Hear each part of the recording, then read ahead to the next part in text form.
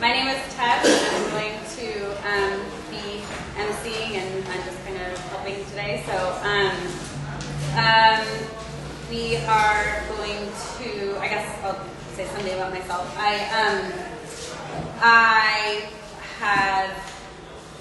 live in Oakland. I'm a single mom, and was one of the founders of the Children's Village when we had the encampment at Oakland, and have dabbled in work all over the place, but am really excited that this panel is happening, because it's like one of the most important things that we need to be talking about, since this world that we're trying to create is obviously largely for children to inherit. So there's a very unique place that mothers and parents have in this movement, and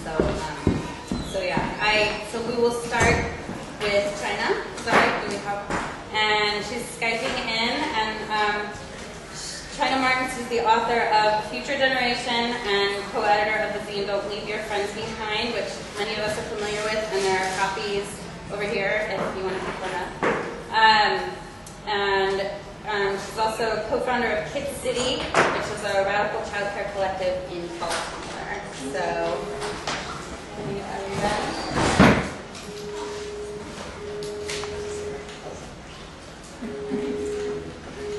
Sorry, we're just going to do the technical difficulty part real quick and get it out of the way with. Hi, China. Hello. Can you see me? I can't see you yet. Can you turn on your camera? Can I see you again?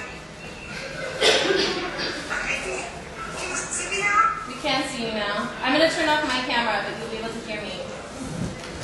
Okay. Okay, I'm hearing kind of an echo. Do I have the two screens open? Okay, so make sure you just have your one Skype open. Okay, so right now I turn off the live stream. Okay. Yeah.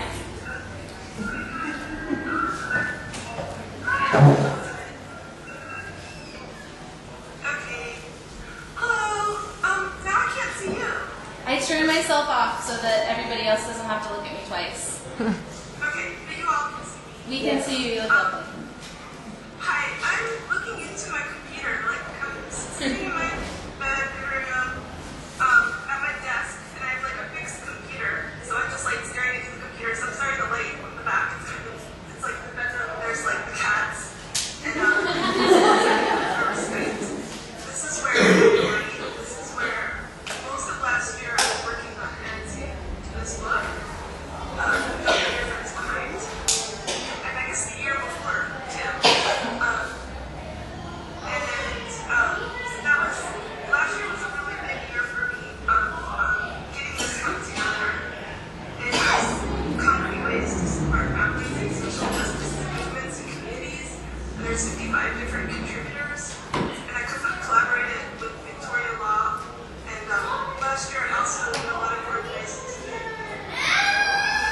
involved for childcare, organized childcare collaborations for face-to-face. My wife has come, and I organized other childcare collections across the country.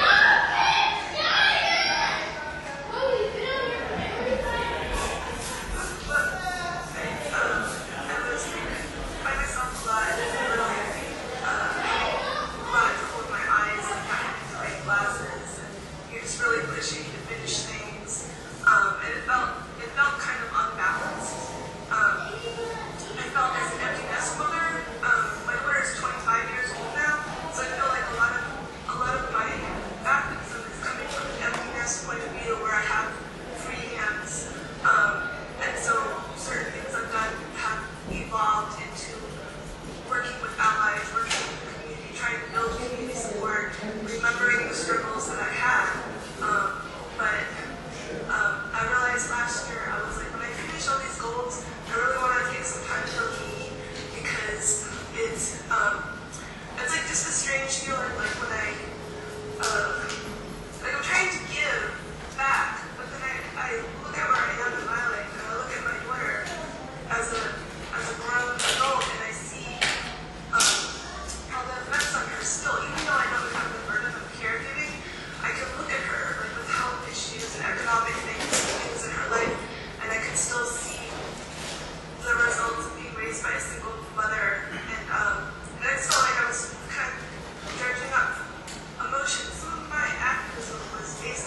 some experiences I had. So this year I had a goal, because I feel like where I'm at, I'm like an older person, I kind of like goals for the year. And this year I had a goal of, I still promoting the book and trying to, and doing things with activism, but I'm also like really focusing, there's like the catchphrase, but it's really wonderful, like self-care. Where like I went to community acupuncture for like the first time ever, or I'm working on some creative writing. So it's a little weird because I can't see you guys, I'm just talking to my computer right now. And I guess what I wanted to share,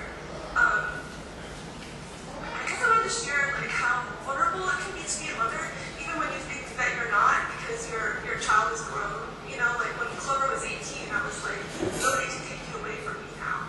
You know, I can say anything I want, but you can't really. I mean, as a writer, it can still be difficult to be a mother and a writer.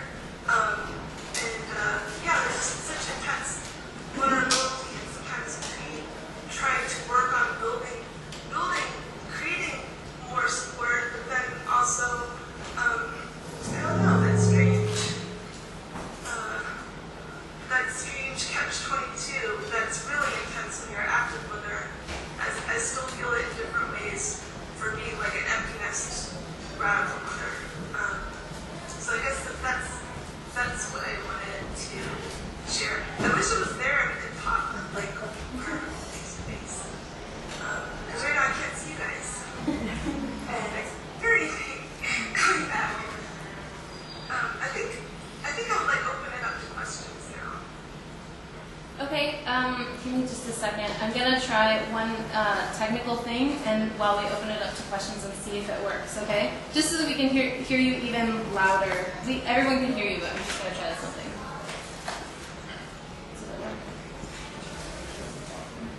China, do you mind just saying like test for me? Okay. Alright, okay, so that didn't work. Alright, so I'd like to open it up to questions. Does anybody have any questions for China? I can't tell you're sewing if you're raising your hand. Oh, sorry. That's okay. So for me, when you were talking about being vulnerable as a mother and having this moment where it was like, now I can say anything because they can't take you away from me. Can you talk a little bit about what it was like when you were afraid to say stuff because you felt like they could take your daughter away from you? Well, I mean, as soon as when she was born, when she was like about 4 days old, CPS came to my house. But I had more positive experience than a lot of people. Like my mom was with me, and my house was too crowded full of people, and it had very like outrageous art, and we had equipment in the kitchen, and just a very overcrowded, crazy house. And I had like long green hair, and this was like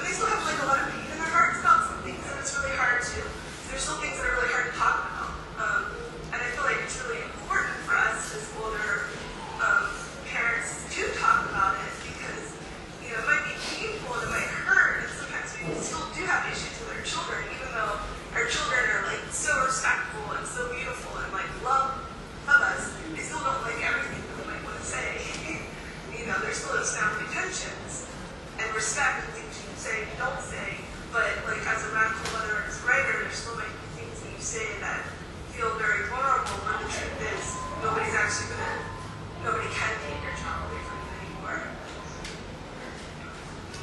Does that kind of answer it?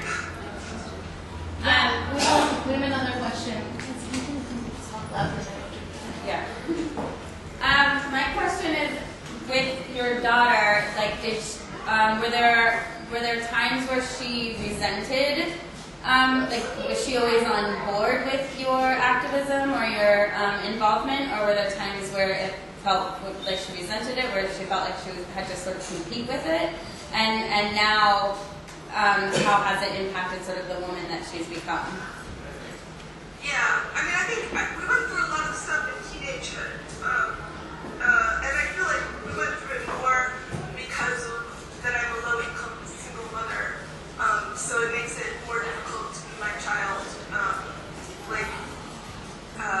But she kind of went through a conservative rebellion of me, where she was kind of like a Democrat, she was a vote, and she wanted to, keep staying in school, and which is good. I came to respect her driving to school, and then she dropped out of school. She was always cheating.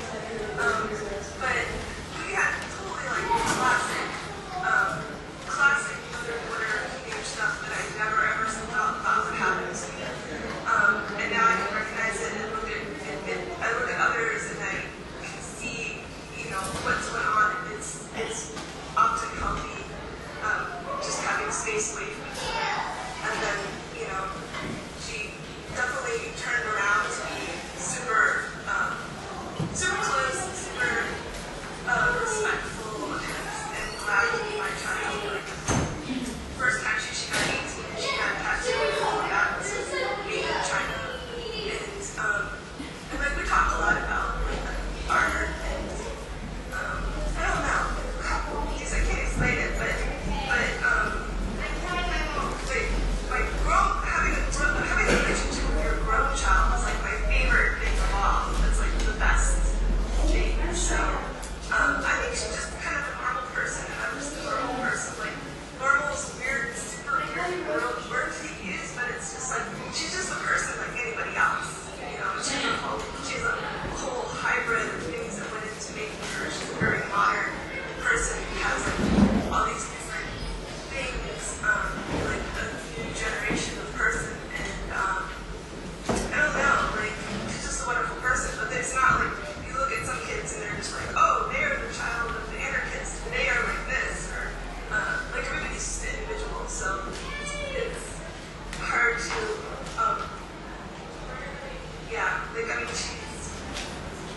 she's just a great person. We have another question for you.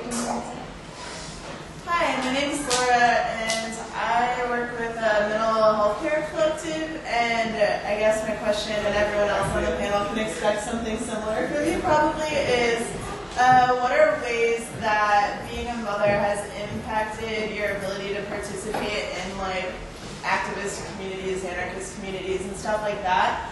What ways have you felt supported? What are the best things that have worked for you and for your child too? Because children who are coming up in this community also need different kinds of support. I'd be super stoked to hear about that. As pertaining to mental health? Your own mental well-being in terms of dealing with your community while having to provide a primary care role for someone, and also how growing up in that kind of community. I guess you kind of just went over that with your daughter, but ways the community also supported your daughter or failed to support your daughter. I mean, it's so important for me. The number one thing, every mother is going to be different. What they need to talk, we need to communicate with people. But just for me personally, babysitting, I needed time to myself. That was the most important. That was the answer to almost anything. It's babysitting. How can I write? I need time. How can I be a better mother? How can I? Anything. I just needed her to go away. And so that's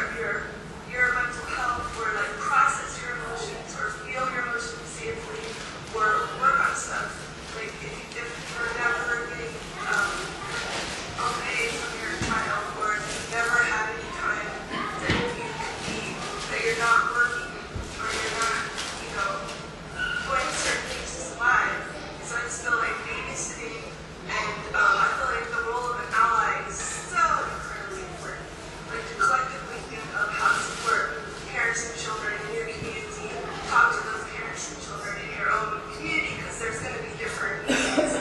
But it's just incredibly important, like, what you can give, even if it's a small amount, and then people work together to create, like, okay, we're going to have childcare at this workshop, or, you know, we're going to bring somebody some food, or like those things. I mean, it just makes such a difference, and time goes by, and like we all have different abilities to give at different times in our life, and sometimes we can give, and sometimes we need, and then the children that grow up around us, and like they're giving, so it's a really important ecosystem, like to support me in that. So it's just like, yeah, like that's my major thing. I feel like all my work is just trying to work with people who are parents to help them be allies, because I feel like that is such an important role. Okay, thank you, Trina. I'm gonna take you off of the Skype monitor, and then if you're watching the live stream and you have anything that you want to add or you want to save it up till later, we can put you back on a little later. Okay. Okay, thanks. Thank you. Bye.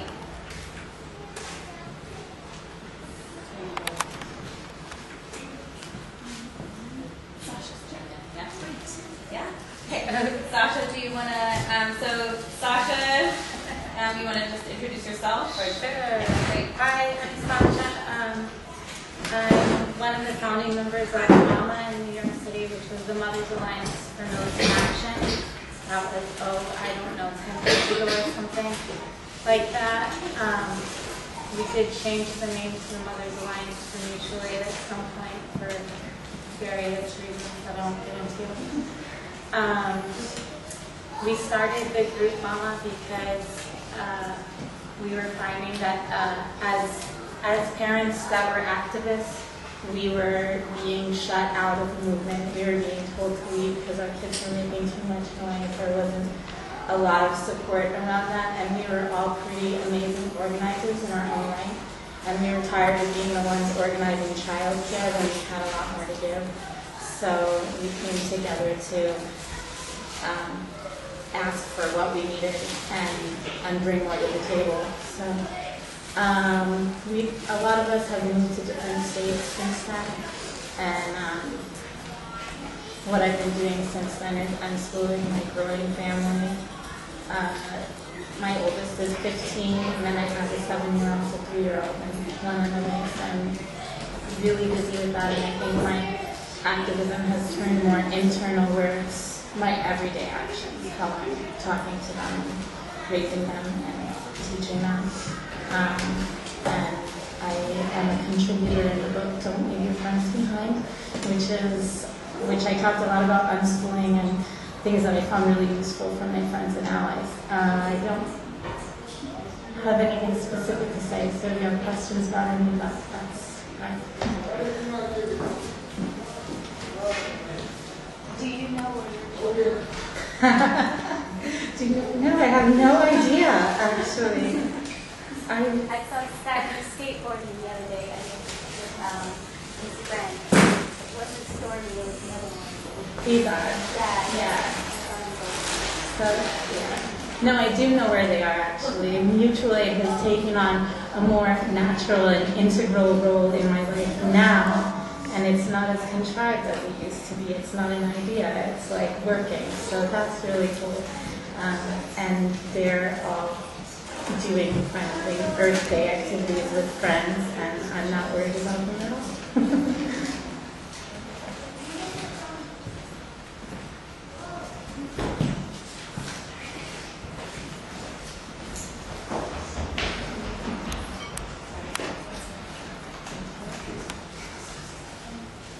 Hi, okay, so my question to you is, as someone who's like raising kids in like a community that's like right now, like growing up with them and like still in the like raising process and like hearing them, what are some ways do you think the community is failing you? And what are some ways that you think would be of greater assistance, and how can we improve on supporting mothers and children there? Well, I see that a lot of the help or integration that does happen is from other mothers. There's a lot of moms getting together and helping each other out, which is great, but I find it really I love to see when people without kids come and step up. Hi. Call me about you. Anyway. I've had a few good experiences where there are people that take a really big, crucial role, especially with unschooling, since my kids are, each one of them drastically different, and trying to support each one of them in really becoming who they are. And one example that I've been bringing up a lot lately, because it's been so amazing for me to watch, and it was really recent, is that my oldest, who's 15, is he's an amazing artist and photographer. And I had a friend who is a photographer in Barcelona who was teaching him on Skype, and they were working together. And he just took the time to spend hours with him every single week, working on what he wants to work on. I didn't have to worry about special classes and stuff like that, but also that it was a really good example of someone who's living their life how they want to live it. He's like a photojournalist traveling the world and doing things on his own terms, and showing the kids that not only was he taking the time to do it, but a living example of you don't have to buy into the system. You can do whatever the hell you want. And I love seeing that, and I love people bringing that to the table and showing just that you can be joyful doing whatever you want. Yeah. Yes. So in the radical community, there's definitely there are a lot of academics. Yeah. And there are a lot of people who seem to have a strong attachment to a traditional academic model because they've thrived in it. They do well and they end up here and they have lots of things to say and they're really smart. And what is your experience doing with people who strongly prefer this traditional academic model in the radical community, and how they interact with your unschooling kids, or the idea of unschooling your kids? Well, I find it really funny because a lot of people, even people very close in the family, can't let go of that idea of what school and learning looks like. And they have these clear ideas, and they almost it's just funny to watch them interact. They want to test the kids and teach them in a certain way, in a way that they're not accustomed to learning. They're not going to write papers for you or rattle off the multiplication tables. They're just not even going to do it. It's not in their realm of experience.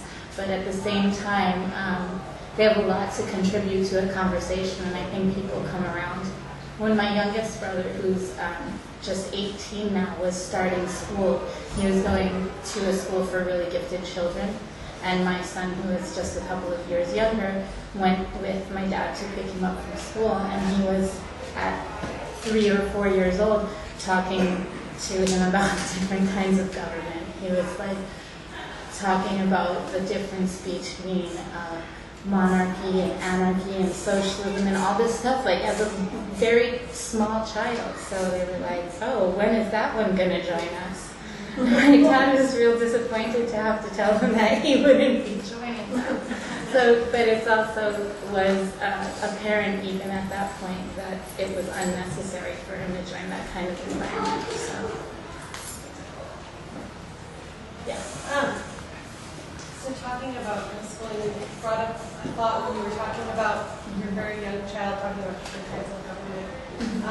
How have your kids, or have they, as part of unschooling, developed a sense for activism? And how do you, I guess, not handle it, because it's not really a bad thing, but how do you, if they're really passionate about something that you're not, super passionate about, how do you enable them to get involved in that movement without taking it on yourself?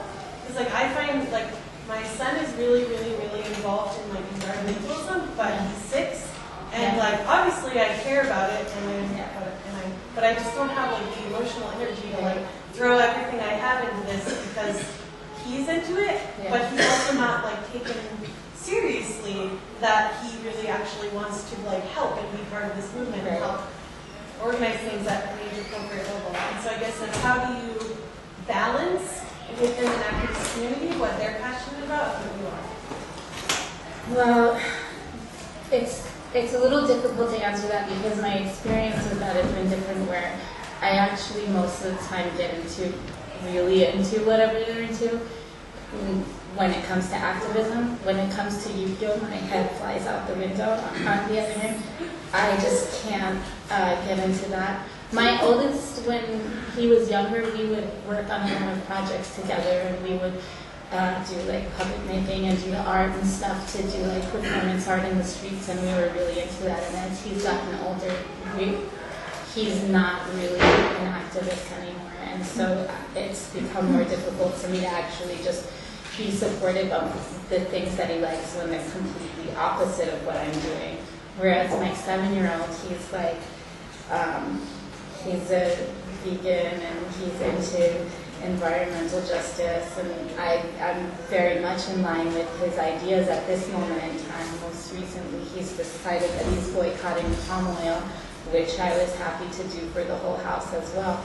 And so he's continually talking about the different ways, like what else can we do, what more can we do, we have to save the orangutan, and I'm into it. So, you know, it's like I can engage in that way with him, whereas the harder part is engaging with someone who is becoming disinterested in changing what's around them. So, but I guess what my real intention of the question was, I know I made it all over the place, was how do you get other activists within those communities? Like, you're doing things at home, like boycotting palm oil and stuff, but how do you get other adult activists to take a child seriously and let them have an appropriate role in organizing against something that they're really passionate about, without it having to be you're doing all of the work in organizing because their role is not seen as valid?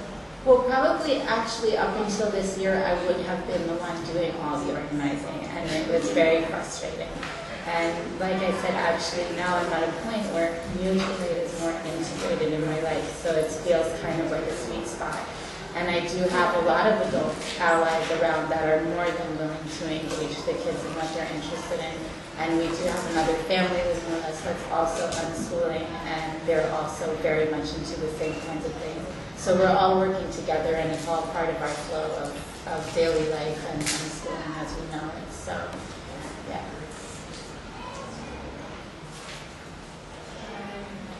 If there are one or two more questions, and then, I kind of have a follow-up question and then my own question. I guess, how do you actually get to that point, though, where you have families supporting you, or like other like adult allies who can help, like for this person, help their son, Christina, she's not just help Christina and Alex like actually do work. And I guess my own question was about the shift from militant action to mutual aid, and like what kind of conflicts happened around like trying to be a mother who like wants to do militant stuff. Obviously, like we came up against some conflict in the community, and also I'm guessing mutual aid has to do with some sort of security aspect also.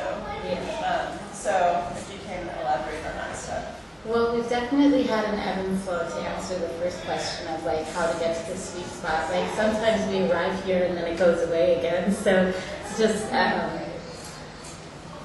I feel like I'm constantly working towards that, and it's what I put into my community, and eventually things come back around. Like I'm more than willing to be that person that's doing that with the children or other adults or whatever needs to happen, and it definitely comes around. And like-minded people come around, we come together, we kind of gravitate towards each other.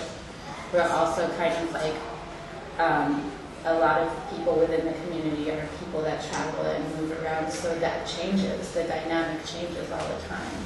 So it's hard to say like how to get to that point when that point is always going to change. To answer you about, well, the second part was about the Mothers Alliance for Militant Action. Yeah, I mean, obviously, from that name alone, like, it sounds like you were super interested in, like, doing, like, more radical, or however, like, you want to phrase it, more militant stuff. Yeah. But, I mean, generally, like, the atmosphere of, like, that kind of community is very, like, tends to be individualist, and like we have to be able to do this and commit this amount of time, and puts a lot of pressure on like being able to produce, even if that's going to a meeting and like doing whatever.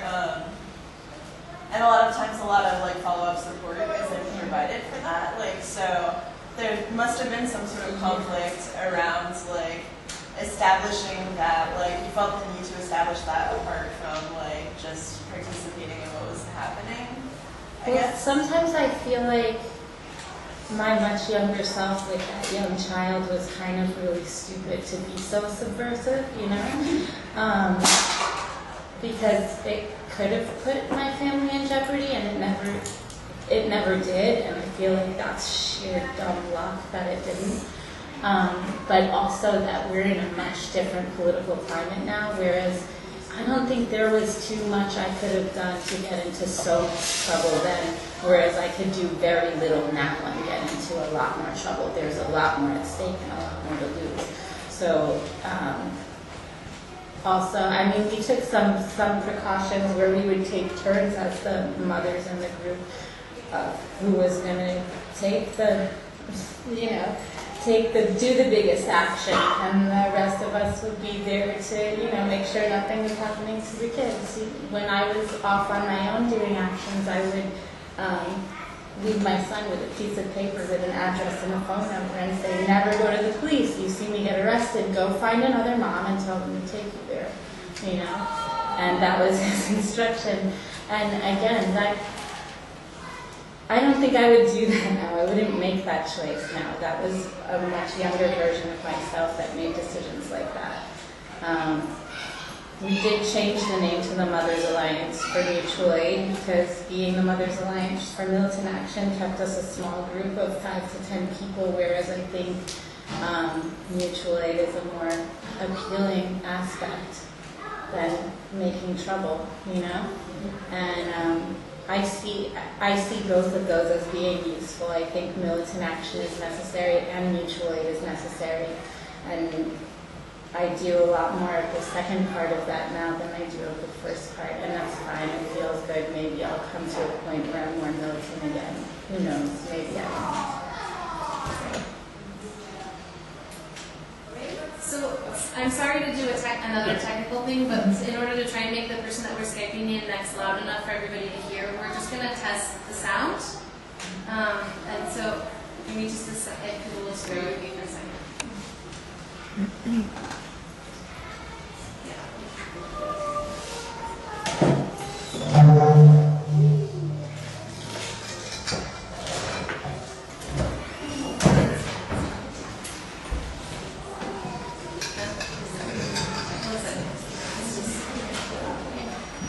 All right, so we're gonna. Okay, so yeah. Oh, we did. Yeah, I wanted to ask a question about kind of a twofold question. One, like how much support for either unschooling or homeschooling did you get or not get from people you thought you would be getting it from, like old activists from our parents' generation, or activists or what of this generation? How much support or not support did you get in that? And I guess the other half of that question is, how much ageism did you experience from the same groups towards the children? Well, I actually got much less support than I thought I would get, because I think in theory most of the people in our community would say that like unschooling is without a doubt the thing that people should do with their kids, and like reject the system and reject the school system. And but at the same time, when you're looking to be part of the movement and your kids are making noise in there, people are wondering why they're not in school, because it's like automatically the fallback childcare. And it's so strange to me how they could dissociate that that's exactly why they're there. So it was actually startling to me, and it took a long time to create what I wanted and ask for what I needed and continually explain to people why I wasn't going to put my kids in school. So, but we're getting there. I forgot what the second part of your question was. Ageism. Ageism all the time. Yeah. I think people underestimate what the kids can do and what they want to be doing and dumb things down when they just really, it's unnecessary. It's unnecessary to do that. You can have a conversation with anyone about anything. If they don't understand, they'll ask you, you know. So, but I definitely find that people want to dumb things down or hide things, and it's again, I think because they just don't understand, and they don't understand that also maybe like I won't get mad, like if they take on a really touchy subject, I'm not going to get mad that they're talking to my kids about that word because other people might get upset, you know? So I think ageism also comes with sort of this fear of like what other people are going to think about what you are saying and doing, whereas it's not really about what they really think about the kids.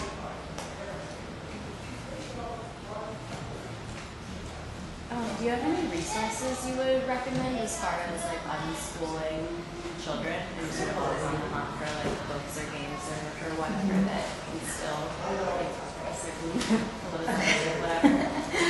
whatever? There's so many resources.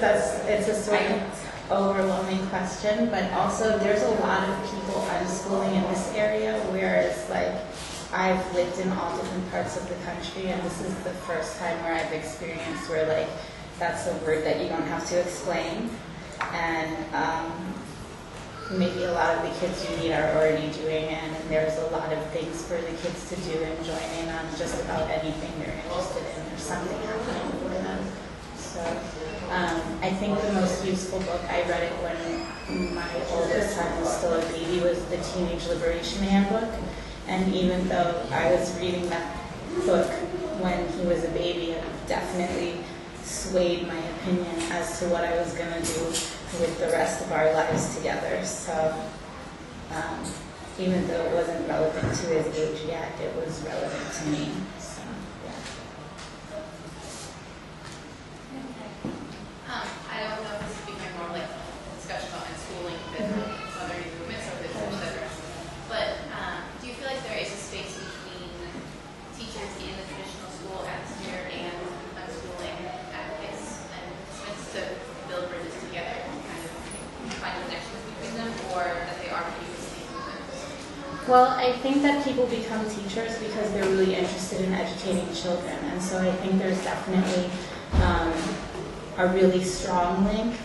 And I also think that people that are unschooling make that choice because they're making specific educational value judgments about how they want to do things. And for me, I can't speak for everyone, but for me, like, I continue to fight for things in the education system because not everybody is going to have the opportunity to be unschooling. And I think that all kids should have the opportunities to have better education, better life, whatever. So I think it's really important that we don't just forget everybody else. So we're going to move on to our next panelist, and this is Jamie Holy Eagle, and she's from Minnesota. She's a mother of two and a guerrilla gardener and founder of the Medicine Seed Project.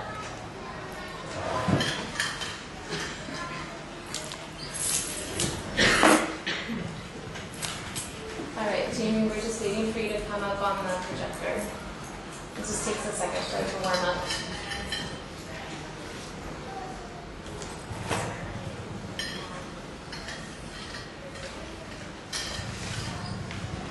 There we go. All right, you ready? Okay. All right, you're all set. Alright, so, I apologize in advance of getting over a cold, so I kind of have that, still trying to not do that.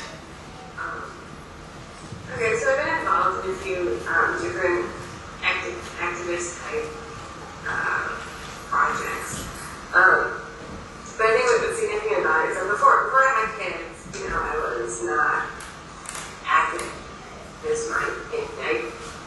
was pro-human rights and, was kind of a non-feminist, was pro-choice, but I really didn't put a lot of thought that much into what I did or said. But it wasn't until I had kids and I spent time with a stay-at-home mom, which was really really hard, isolating time. But it wasn't until then that I started doing a lot more reading and then having a daughter that I began to really examine my place and what I was doing and my role and how I fit into things. So my first, I spent, my pregnancy, it was again like I was, I was Syrian, I was having, having babies gross, and it was really challenging. But, doing all this reading, I began to realize that no, there's really better methods, anything was more than just 2 years ago. I made me really realize that there was a lot of power, and, in being a mom, and that, I had a responsibility as a Native woman to really help my children grow up to be like strong Native people. So I did everything right. I ate it right. I had the sort of midwife. I did all that stuff. And then when I got to the hospital, it was just the classic train wreck of intervention. I was 21. I was treated terribly in the Racist hospital, which I didn't find out until after the fact. They were really, it was a really terrible experience. And so, whereas I could have just taken that and just been really sad and stuff, I began to read a lot more than that and be a lot more determined in everything that I did. And so, I kind of used that to, I never was an attachment caring with both of them, but my first daughter. I carried her everywhere and just had such a good time, like enjoying being a mom. And then I got pregnant again, and, no do about that. So I was living in North Dakota at the time. But I knew that I didn't want the same experience as the first time. But, so I was looking at like home birth midwives, and there was nothing out there. And again, this is like way between North Dakota. And so I, did a lot of reading and came across unassisted childbirth. And so it's kind of the last resort, I put it into, the more I read about it, the more comfortable I became with it, and ultimately that's what we ended up doing. And for me that's really significant because her birthday is next week, it should be 8 now, And so, when I look at that, anyway, when I look at that experience, for me it was incredibly empowering. With this first experience, that was like the worst thing ever. To have this really cool, awesome experience, on my own with her dad, like just us exactly how we wanted it, 6-hour labor, like preparing, the whole thing was flawless. So we still lived in rural North Dakota at that point, and then after a year or so we moved back to our hometown. And so when I started school, I'd been out of school for a few years, and then I had a baby and a toddler. But I, was a lot more aware that if I ever became involved in, I felt very comfortable that I needed to be able to bring my kids everywhere. And so I was, while I was at school, I was really involved in the daycare. I was really involved with our Native student organization. I brought them everywhere with me. I became involved in campus anti-racism trainings. I really wanted to model for the girls that, what leadership can be, So now it's been a few years. Now they are 9, almost 8. And so, what I do now is tutor for Native kids. So I tutor Native kids in the public school system, grades K through 10. I am a Girl Scout leader, which is not really what I wanted. Again, I felt organizing and involved in leadership. I wanted somebody else to be a person. But there wasn't anybody. My girls wanted to be involved in it. So now it's been going for a year and a half. They volunteered with, they just volunteered at the last call out and served meals to the elders. So I'm like helping them see that, they can be respected people, that they can, help support their community, even if it's young people. And so when I think about it, if I had kids, I definitely would be doing the kind of stuff that they do now.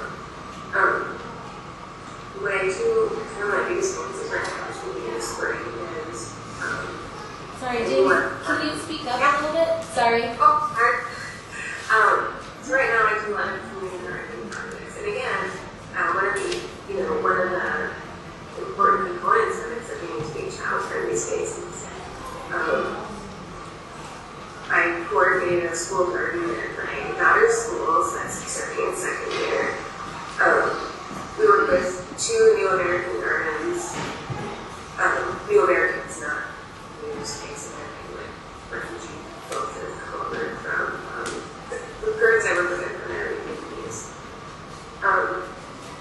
So my girls get to experience, you know, I'm from cultures, and they get to feel that they're part of developing a stronger community.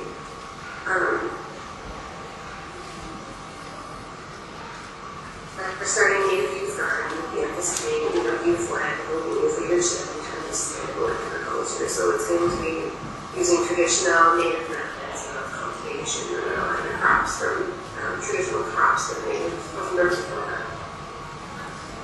Also with an emphasis on, you know, heirloom and pollinating type things, because as much as, you know, they can understand that the issues are there, you know, like, well, they would understand, you know, the whole political idea behind seed packaging, for instance, it can still help them learn the language beforehand. I don't know what I'm talking for, so I'm sorry.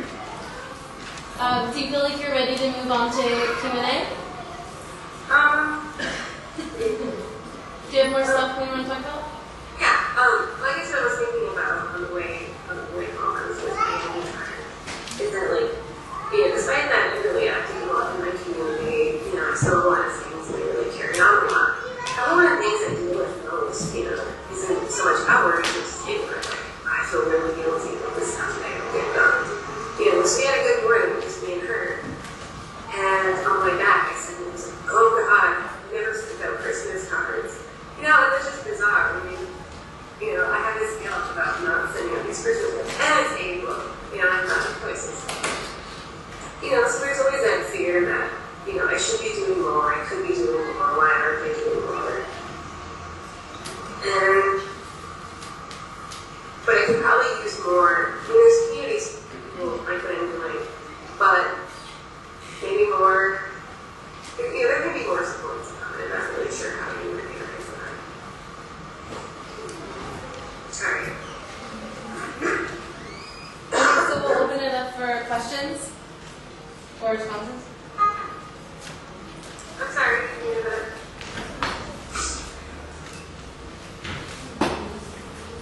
Are there, oh, we have a question. Do you want to come over here? You don't have to do this. I'm happy to repeat the questions, but if I know you, I'm probably going to ask you to just say them yourself, just so you know. Hi, I'm Scout. My question is, how do you instill the will to fight white supremacy in your children and keep them feeling good about themselves in the society you're currently living in? Learn to repeat a little bit. Okay. What are some of the ways that you instill in your children the will to fight white supremacy and feel good about themselves living in a white supremacist society? Well, if I read, like with Girl Scouts, so as an organization, we did not have some issues with the structure. But our truth is all Native American girls self-identify and are you don't Native enough or anything. Self-identify because I want them to have, a safe female space where they can explore this identity and just get to know other girls. Because, I grew up here and I was usually the only Native kid in my classes, and even now we're still often the only Native girl in my classes. So giving them the space where they can be Native girls, I think that it's helped them develop a little stronger sense of identity and some solidarity, because I think that, racism, sexism is huge, especially living up here that's 90% white. Having these female Native spaces can help with that. They have seen me multiple hours. They have, I supported them telling me, I believe you, if something feels racist, if something doesn't feel right, I'm not going to tell you that you're just a kid and you don't understand that. No, you absolutely don't understand. We talk about, what's good about them, why they're awesome. That sounds like a really shallow thing, but every day, I think they're really cool at being this thing. Talk about, body image, I like your body the way it is.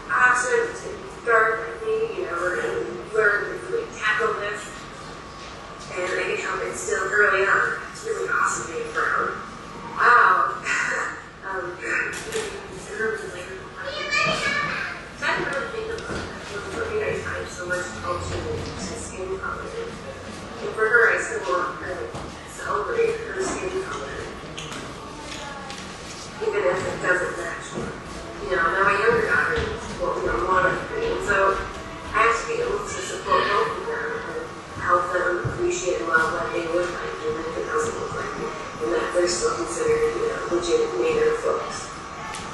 Hope that helps. Jamie, so I'm sorry to bring up something that I know because we both know each other, but there was a while back where one of your daughters was experiencing other white students at school saying racist things to her. Yeah. And so my question is, when that was going on, not only what was helpful for you in talking to her, but if you could think of ways, if you had a community of people around you supporting you and her, what are ways that they could have supported her in that situation? Well, so what had happened was there was a boy in her class who made a something big, and he was making fun of her for being dark, told her she shouldn't be going outside anymore, she's not so brown. And so she was pretty upset when she got moved back. And then justifiably, I was pissed, someone would take that, how dare you. But I realized that, I dealt with years of racism, in this community, and so I have, a bigger vocabulary for it, and I'm, maybe stronger sensitivity to it. But with her, it was pretty foreign. It was a pretty new thing. It wasn't anything that she was really aware of. And she wasn't as mad, so I realized that, as much as I want her to, reply about it, I had to follow her lead, so what do you want to do about it? So she thought about what she saw at the time, but she said, in school 6 months ago. Her, she just wanted, an apology. She wanted not a full apology. She wanted to move away. But, so his table was moving away from hers. And so, I was impressed with her being she put into it, and it was as much ignorance as it was to me, and I realized I needed to that in check, my reactions and her reactions. But from the school, and I'm lucky that my friends do support her, they do the same really highly of her, they respect, they don't treat her like a little kid. They can help her.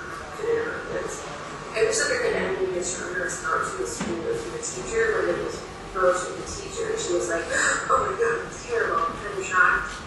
And I think maybe she talked to her and told her it wasn't okay. But I think what needed to happen was a better conversation in the classroom about, not so much, say that to people, but more about, she is darker. These are things that we don't expect kids to notice. And that we need to be able to talk about it rather than, I would say the class probably operates more than we call it one kind of model.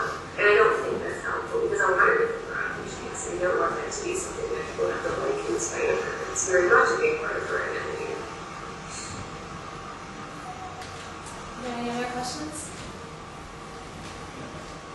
Okay, Jamie, thanks. If you want to watch the live stream, then you can check in with us later. That'd be awesome.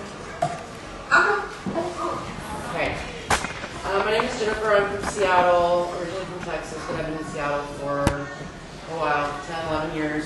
I have 3 children. I have a son who's 21, and then I have a daughter who's 13, and another son who's 11. I was a single mom with the first child for the first 7 years, and then I got married and had 2 children, and I've been divorced for a while. So I'm a single parent, sort of, who shares custody with my ex.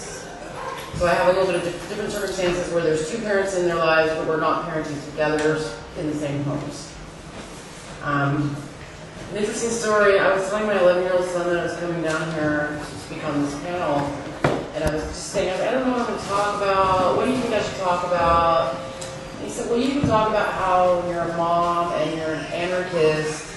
You have to leave the house a lot, and you have to worry about the police. And you had to tell us that if the police ever come to the door, don't open it. And that's like my 11-year-old son's interpretation of what my life is. And I thought it was really cute. It's pretty accurate, actually. So that was what he thought I should talk about, but I think I'll add to that. So I guess I'm going to talk a little bit more about like recent stuff because I was involved in the Occupy stuff, which was like the mass movement work that's happened recently, and some of the challenges that I found working in that environment, and then what's happened in post-Occupy, which has been just a continuation of what was going on during the mass movement work, only in smaller little groups, but discovering some really serious problems being in this work as a mom, as a woman, things I think that we need to talk about and address if we want to bring more families, moms, dads, parents together, single parents, children. Like, I have serious problems and concerns with having children in spaces with some of the things that have happened over the last 2 years. And I think that really is something that we have to talk about. So, obviously, most of you know, generally speaking, in movement work, mass movement work, or smaller campaign works, anything beyond little cadre or smaller groups of people, anytime you try to put coalitions together, what you usually find is, younger single people, usually males or couples, sometimes single women, but mostly, especially in Seattle, that's what you see. It's men or couples. Sometimes, like I said, sometimes single women with no children. Or you have like the more middle-ish class type of people who can afford to participate in movement work because they have family or resources to take care of the children, so they're able to come out and work. What you don't see a lot of is more, again, I'm speaking about my general area, you don't see a lot of working class, two-parent families where both of them are working full-time to support the family because they have to. You don't see them come around a lot and do the work because and I'll go into why later, but it's obvious why. They don't have time. They're worried about paying their bills and feeding their kids. So movement work is a luxury for these types of individuals, and that is a problem that also needs to be addressed. So basically what that leads to is that you end up with movement work or campaigns or coalition work that doesn't have any real praxis around dealing with patriarchy and issues of like mothering and what it means to have, like you're having face-to-face interactions with the next generation of who's going to inherit all of these problems. And those people are completely left out of the dialogue because we don't have a structure in place to support them being involved in this mass movement work. So you end up with a real one-sided narrative. And I think that's a huge flaw, and that's a lot of times why things stall when you're in these big coalitions or movement work or whatever. So I guess what obviously is lack of support from the community. Childcare has been mentioned several times. I mean, it's something that's always thought of kind of as the last minute. It's thought of at all. It comes from other parents, mothers mostly. And we're already burned out. I mean, we're already burned out from trying to do movement work and take care of our own families, and then we want to do the caring thing by providing care for other children. But then after a while, it just gets really old because you're always like put in that role and the caring labor role. And sometimes you need a break from that, and that doesn't really happen very often. A couple other challenges you see, obviously, is the thing that I've seen a lot lately is the gender violence, either emotional, physical, or sexual. As a parent, you're pretty protective of yourself and your children. And if that stuff's going on around you, you're not going to come out and you're definitely not with your kids. Your kids are not going to want to sit and watch some guy and his partner, like all that play out in front of them. Like, I don't want to shelter my children from the realities of the world, but I also don't want to bring them into environments where it's unsafe. So there's that, and then of course there's the state repression, which is, I think you spoke about. It's a much different environment now. I've had to have many conversations with my children about, this is what you do if the police come here. Especially after Seattle May Day last year, it was really intense. I really wanted to take my kids and leave the house, because I was really frightened. So there's the state repression conversations that we have to have with children, and that's really intense and really scary. So that's kind of what it's looked like for me, at least over the last, I guess it's been almost 2 years now. It's been, my children don't really want to come out to things with me, the younger ones, because they've heard me on the phone, or they've read some things that I've written, and they're not comfortable with the things that are going on, and I don't want to shelter them from it, but I'm also not going to force them into positions where they're going to feel anxious. So it's really frustrating. I definitely know what solutions we can have. I mean, we can do childcare collectives where mothers feel more support, that their children are being cared for, better safety measures at events so that the children can be safe. A good example of this was, believe it or not, Seattle May Day last year was like I organized the part that was in the Westlake Park where we had a permit for like music and food and all that, and I promised everyone that that was a green zone. And I told everyone who had talked about having plans for other things to happen that day. It's like nothing can happen in this area. This is for children and families and people who don't want to be at risk of arrest. And I really had to push that hard and spend a lot of time having conversations with people, making sure that they respected that. And that's really important, I think, if you want to get people out and engaging. And the most important thing is meeting each other. Because it is very isolating with parents. And if you're not meeting other parents because no one wants to come out because they're afraid or they don't understand or they don't have the resources to make it, you never meet each other. Which is the most important thing I think about movement work. Challenging the state's great. Challenging capitalism is great. Meeting each other is the best part. It's the only way we're ever going to grow. And so that's that experience. And that's really all I guess I was going to say. Right. We have some questions.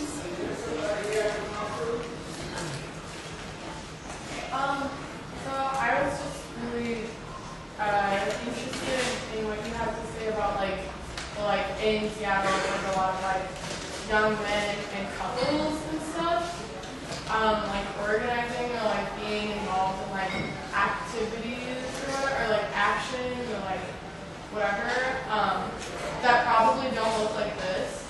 That probably look like something completely different, like talks about theory or like this sort of like cool dance party in the street sort of thing, like, you know, like, and I have thought a lot about the way that tactics are hierarchicalized, like, this is a tactic, what's going on, and what they're doing is a tactic too, but because this is like mothers and like feminine people organizing it, like, it's not looked at as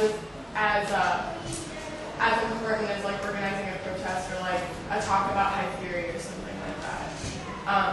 So do you feel like people, like, if you share the same sentiments as me, do you feel like if you confront people about that, like how they respond? Because like I'm still not brave enough to like confront people unless I just like talking about it in spaces where I feel confident, not with people who actually do that. I've confronted a lot of that, actually, directly in Seattle. A lot of the male-dominated spaces, the male-dominated orgs, the male-dominated events, I've completely confronted those people. And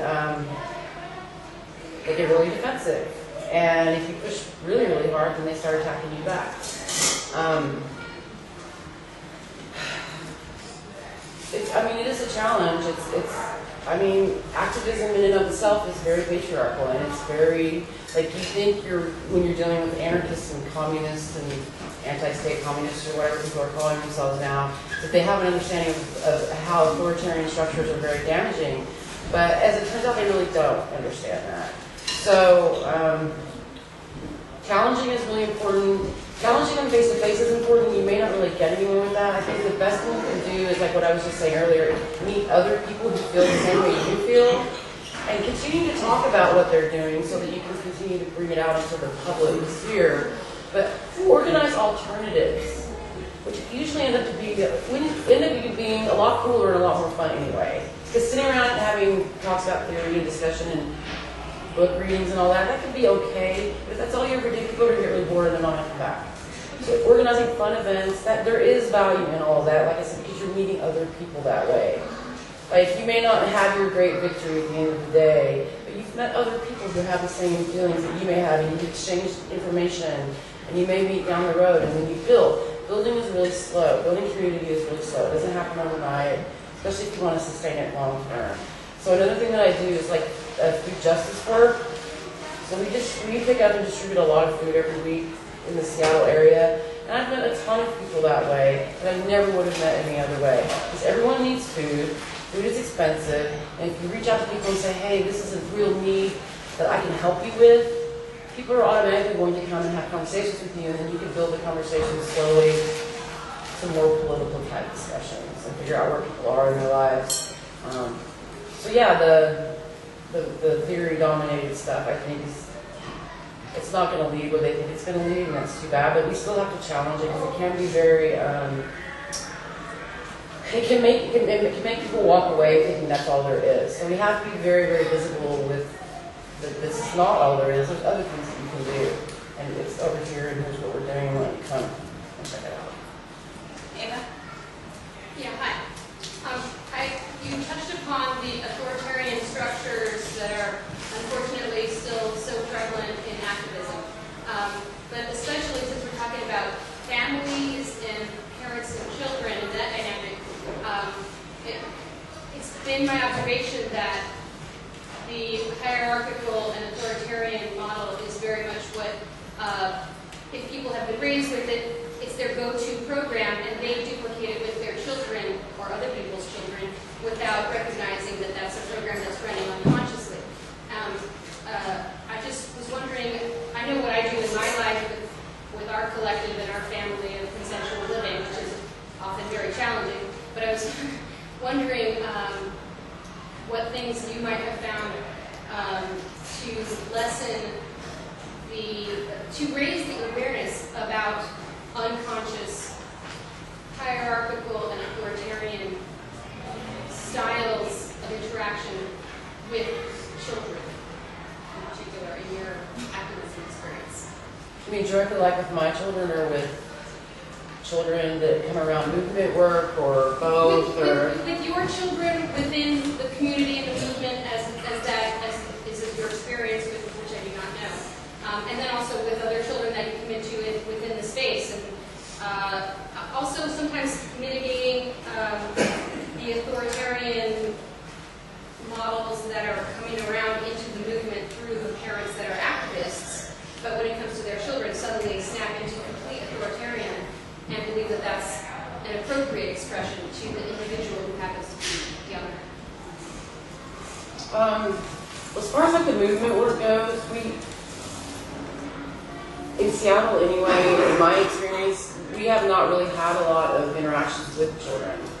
There aren't that many people with children around. We have one comrade who has 3 small children that we bring around for a lot, and they are like very much community support for that family. Like I said, I don't bring my kids around because I'm just not comfortable with it.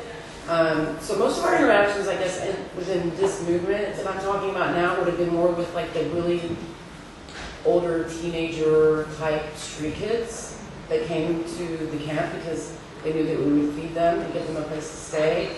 And that was very challenging. Because sometimes there were things and behaviors that were happening that were harmful to themselves and to other people around them. But we didn't want to be authoritarian because our whole thing in the camp was like, no authority. That's what we're here for. We're all here to learn together. So to walk that thin line between, no, you can't shoot drugs in your tent and leave your needles on the ground. We have to tell you this for safety reasons. And yeah, it comes across as being super authoritarian, but sometimes you have to be that way. But otherwise, it's just, I think, a lot of trying to teach people how to make decisions for themselves. Going through a thought process of harm reduction, like, will this hurt me? Will this hurt other people around me? Let's sit and talk through that decision that you want to make. So that's sort of like, I think that's like the baseline for trying to teach how to make decisions without having an authority to tell you how to make your decisions. It takes a long time. Because you're right, people are not taught to do this for themselves. We had so many people coming into the camp who didn't understand there were no rules. They're like, well, what do we do? What do we do about this? What do we do about this? Well, there's no rules. We'll have to figure that out ourselves. And it was messy. It was so messy. But it's basically just time, lots of talking, lots of patience. No, I'm not going to make that decision for you. Let's make the decision together. And it's really difficult because our society teaches everyone that if you have a problem, you need to look and somebody else will tell you how to solve it. And that's obviously very destructive to society in general. It's going to be really hard to teach kids how to do that for themselves. especially street kids who've been on their own for a really long time for various reasons. So they're they're already very traumatized by their experiences. And they're most of the time losing their family members because they've been kicked out or run away or whatever. We became like their family.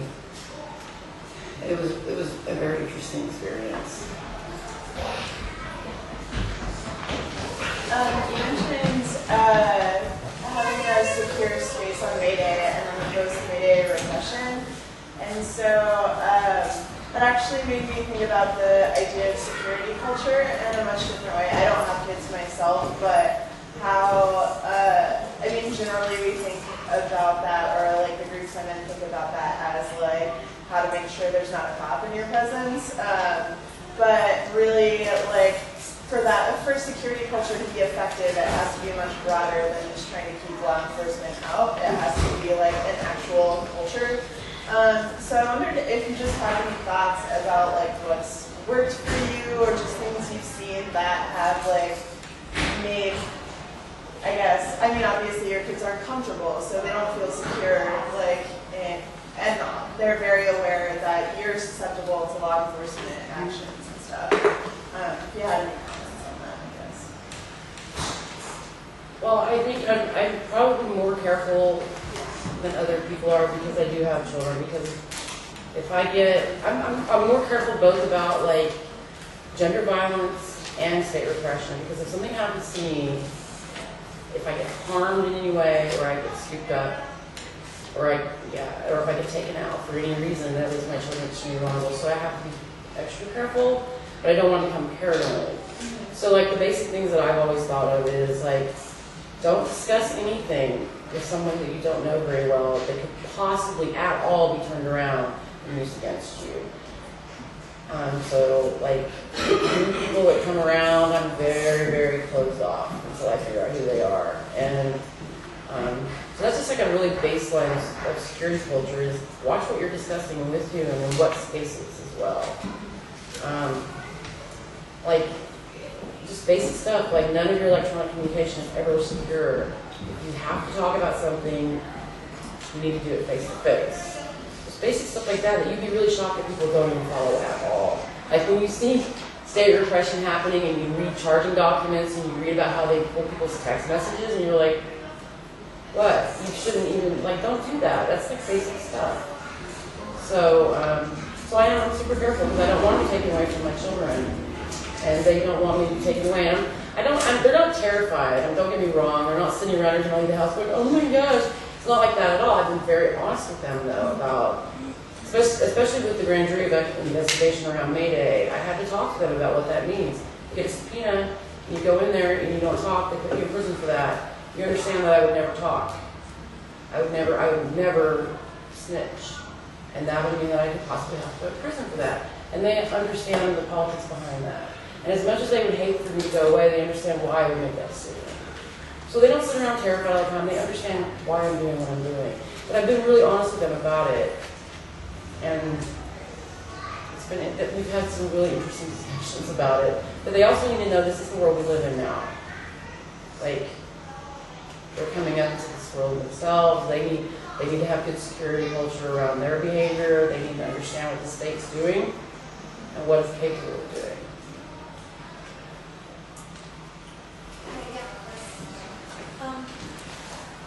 So I know that you're very into patriarchy, and I know that you have a girl. How do you, and like I know your daughter, as we talked about it before, has experienced like really patriarchal, like messed up situations in school. Yeah. And I'm just curious as to how you kind of undo the damage or like unplant the seeds that being in like a school setting plants in your kids' minds to make them feel comfortable and like strong in themselves and like stand against unjust things when they're taught that these things are right in school like every day. I know, yeah. So my daughter's 13. She's been bullied because she's like 6 feet tall. So she's taller than like everyone. She's still in middle school for just this last year. She's taller than everyone, almost like even the teachers. She's really intelligent, like reads a lot of books and doesn't really fit into like the standards of what girls are doing at that age where we live. So she's been bullied at school, and it's caused a lot of problems. We'll probably want to take her out of school at this point because it's not working out. I've had long hours and hours of conversations with her about how she doesn't need to conform to what other kids think she needs to be. And if I've taught her correct action tactics for bullies, most of the time it's boys that are bullying her and they're shorter than her and they're just making fun of her for being tall. And I told her, you should say, well, you're just short. It's like you're jealous. You know, just teach her like to confront it directly, either telling them to stop doing it or to just do it back. And then say, how does that make you feel when I'm saying these things back to you? Trying to like do the teaching moment thing. She may not quite be there yet with that, but we're working on it. But schools are terrible. They're really bad. We're probably going to take her out now because it's just gotten really bad. She's not happy. My 11-year-old son hasn't really encountered any problems yet with that. But we'll see how that goes. Do we have any last questions? Lauren has a quick announcement before we move on to the... I have two quick announcements. So, I'll do them one at a time. So the first one is that there are like 7 people doing childcare, and one of the reasons that there are so many people doing childcare, and the same with the childcare bucket for putting dollars in, one of the reasons that there are so many people doing childcare is because this is a response to like complaints from kids about how childcare is done, and we're trying to address some of them. And like in this one event, like we weren't able to address all of the complaints from the kids about the way that childcare works, but we're trying. And one of them is having enough adults so that like kids can do different things in different places at the same time, so that if kids don't relate to one person, then they can be with another one. So that if they need specialized attention, they can get that attention. So that's like a ton of people, and probably if everybody throws like a tiny bit of money here, I'll be able to give them a couple dollars each. But childcare is really important. It's work. It's something that we value. It's something that I hope everybody in this room values. And so I'm going to pass this around, and maybe people can throw a couple dollars in for childcare. The other announcement I have to make is that sort of the next part of this like project that doesn't have a name and is not formalized in any way whatsoever. Is that we want to do a project where we're talking to kids about this stuff, and asking kids about like really hard questions that we don't really want to hear the answers to. Like, do you like having a parent that goes to actions? Do you like having a parent that's been arrested and gone to jail? Does it feel good? Do you wish that your parents didn't do political work? Do you want to do political work? How do you feel about the costs? How do you feel about authorities? And I think a lot of the answers to those questions aren't going to be the answers that we would want our kids to give, and like maybe not what we would want to hear, which I think is like a starting place for us to talk about what kind of a community we have and what kind of a culture we have and how that affects kids. So if you have kids or you think you know somebody who would be interested in having their kids be a part of this project, the first thing that we're going to do is interview kids audio only, because kids get really shy and we have no interest in like exploiting their faces. Kids get really shy. So the first thing that we want to do is interview kids without their parents there. So if somebody's going to take my kid and not have me there, so she's not giving the answers that I want to hear, and ask her these questions that I don't really want to know the answers to be honest. So I'm just going to send this around, and if you have kids that you think would be interested in doing this, or if you know somebody and you want me to contact you to give you the information so that you can pass that information to them, that would be good. Okay, Lauren. Related to that, I know that a bunch of us are here from the Bread and Roses Parents and Family Group, and we have a survey that's along the same lines for parents and children to fill out about what it's like to be a parent or a child in movement. It's like just a 10-question survey, and I brought we've got some flyers that have the link to it and our information too. So it would be awesome if we could get information in a variety of ways, however people feel comfortable with that. So if you're interested, these are over with the links. One more thing, Linda, do you mind coming up to talk about Reading Rainbow?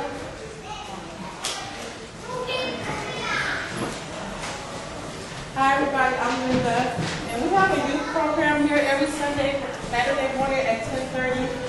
We have a book exchange program where we give kids books, they can pick out books at their age level, and they can get books and they can exchange them back the next Saturday. And we also make waffles stuff for the kids.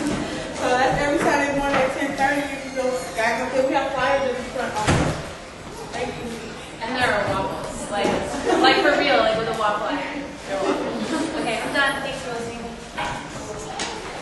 Okay, so next I think Diana, are you would like to speak next? Sure. Okay, let's see.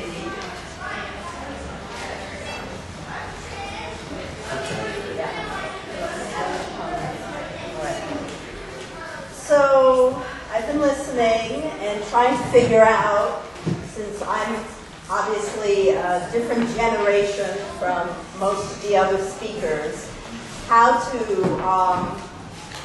make my perspective and my experience and, how to make it relevant. Because, I think I can tell some of my history and my experiences in a very encapsulated way. And Tony, who is my son and is here, also can, tell his point of view. But I also realize that, at least for me, there is a different background or context, which isn't about that the state was nicer or easier or anything like that. I actually think it's more about some of the movement structures and what the things that we tried to really put in place in the era that I was, I'm still working, but I'm and part of many things, but I don't have small children anymore. So I was, active all through the 70s, 80s, well, still am. I was part of a revolutionary anti-imperialist organization called Prairie Fire Organizing Committee. We had a very central to all of our politics were anti-white supremacy and anti-racism, anti-male supremacy and anti-sexism, and we also had a very child-positive approach. And what I mean by that is that from a very early stage in the organization, we did have everybody in the organization was organized, parents and non-parents, into childcare teams. We called them teams, you could have called them collectives, whatever, so that everybody was involved in one way or another in caring for kids and supporting people who were the parents. And that, however, was not on the side of all the other work we did. So I feel like one of the things that is really disturbing to me or really reflects the problems in the current situation is how much I'm hearing and have heard in other spaces how much, especially women, feel that there is a conflict and a dichotomy between activism and raising children. And that, I understand, I hear that's real. People experience it, and it's a very problematic thing. But I have to say, I don't think it has to be that way. I mean, I really don't. I understand there are different circumstances and challenges in this era, but I feel very strongly that if we are serious at all about challenging imperialism, the state, racism, sexism, we have to figure out a way of bridging that dichotomy. And we have to insist as women and trans people that gender, respect, and be at the center of our politics. And so, I know that there's no easy answer. It's not like I can say that and, okay, wait, wow. No, I never thought of that before. So I understand you've all thought about that, but, I feel like it's just really important for us to reaffirm it and to really insist that that is the center of our politics. And the whole thing about the hierarchical nature and the authoritarianism and the prioritizing of theory over other things, you know, is bullshit, as people have said. But, you know, on the other hand, I have to say, I mean, I'm somebody who does like theory. I mean, I do like it, and I'm sure there are a lot of other women in this room, as well as men and trans people, who do like it. But there's a way in which it's been done and constructed which mimics that other academic format, where you end up feeling like, oh my God, let's please have fun. Anyway, so that's just my overall point of view, which I had to kind of say since I'm responding to other people. So I ended up going underground in relationship to fighting for Puerto Rican independence and also Black liberation. And at some point, while already underground, I had a baby, which was Tony, and 2 weeks after he was born, we realized that we were surrounded by the FBI because of some work that we had been involved in. And so we had to pick up and leave where we were. We did within 4 hours, and the good news is that we were able to get away. And I was able to continue to raise Tony and then have another child, Layla. And, you know, that was all, fortunately, a good story with a happy ending. But of course, it didn't have to end that way. And of course, I realized at the time, every day until I resurfaced and came, which was 9 years later, you know, that it could possibly have a really bad ending. It didn't have a totally happy ending because my partner Claude and another member of our collective ended up going to prison for some time, but it was better than what we thought at that moment. So I think the thing is there's always contradictions between being a parent and safety and living in a society that you really want to change. And what anchored me for most of the time, I mean, on and off, I mean, of course there were moments when I was just, you know, just totally freaked out, but really was understanding that really women and mothers around the world do deal with children in circumstances that were far worse than the ones I was facing. You know, Black and brown mothers today, and in that era, I mean, they are dealing with the police and repression and racist attacks and having to worry about their children going to prison all the time. I mean, and that's just a given, and they have no choice about it. So yes, the difference for me was that I had a choice. I did choose a certain political path, but that was in order to change the circumstances for other women and other people. And I think that's really something very important to hang on to in general, is that, you know, this is obviously just my perspective, but our connections with our children are in the context of wanting to change the world. I mean, or that's how I see it as a social justice activist. I don't see the issue of child raising and parenting as separate from my commitment to revolutionary struggle. I don't see how I could. That's for me.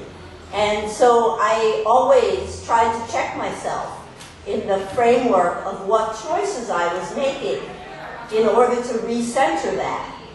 And that, to me, I mean, there's a way of doing that or seeing that that's very macho. It was about, oh, how militant can you be? How tough can you be? How much, you know, how dangerous can you be? And that's, to me, macho, sexist, and just, again, imitates the culture around us.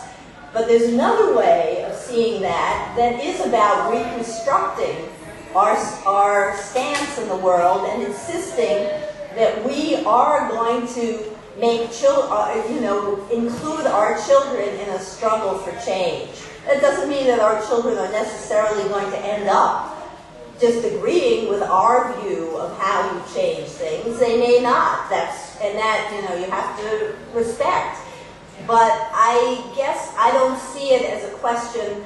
I mean, if Tony had said, okay, I'm out of here after he was, you know, 10, or I had brought him to every demonstration and event, etc., you know, I would have had to respect that, and I did try with both my kids to do that, but it wouldn't have really made me question what I was about. I mean, we are separate people, we are not the same, you know. You raise your children with your values, you communicate them, and then they have to be their own people.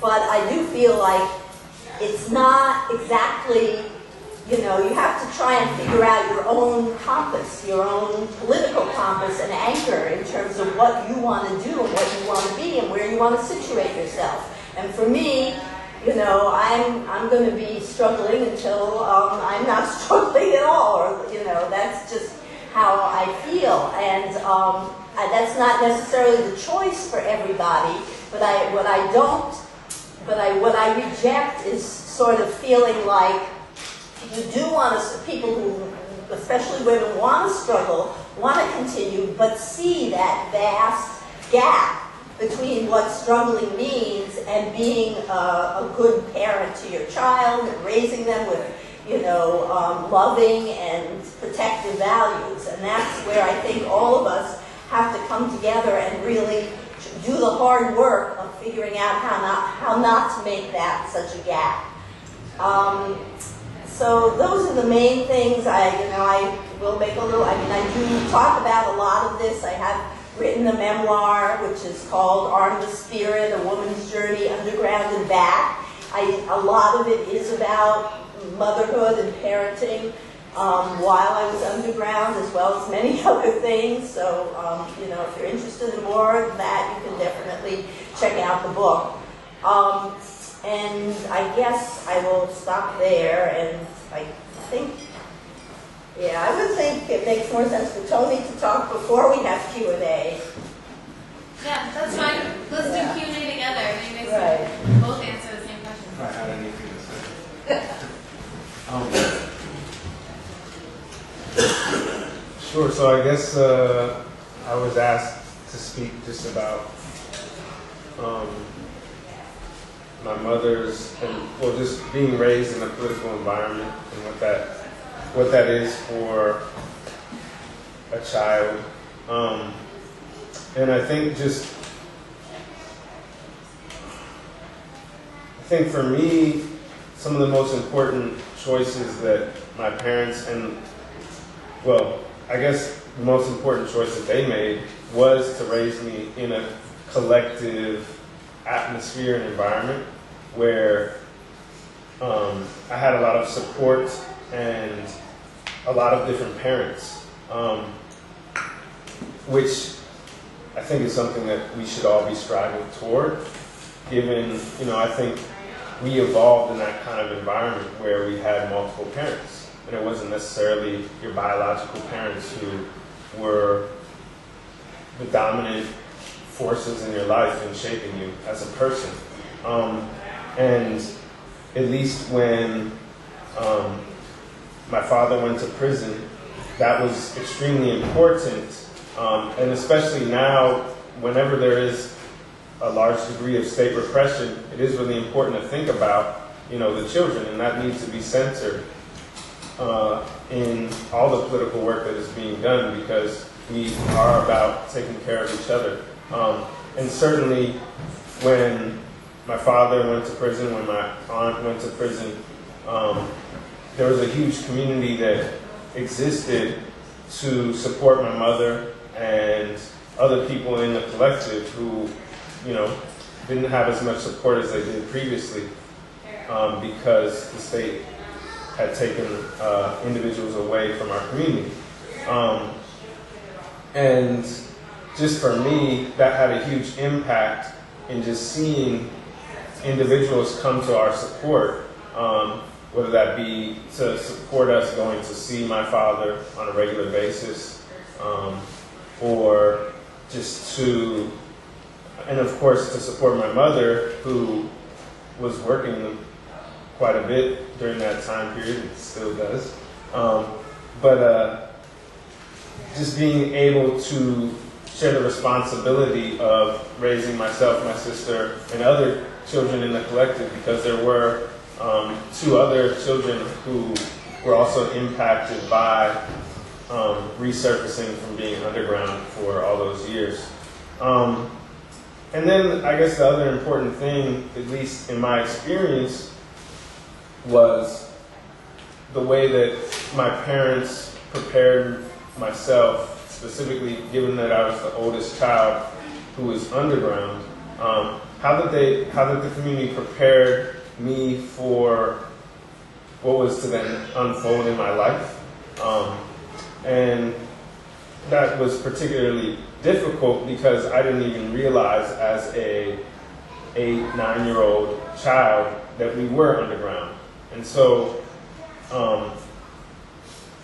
really, I think they did a really good job of really preparing me to start thinking about politics in new ways, about the state and prisons in new ways, by just sharing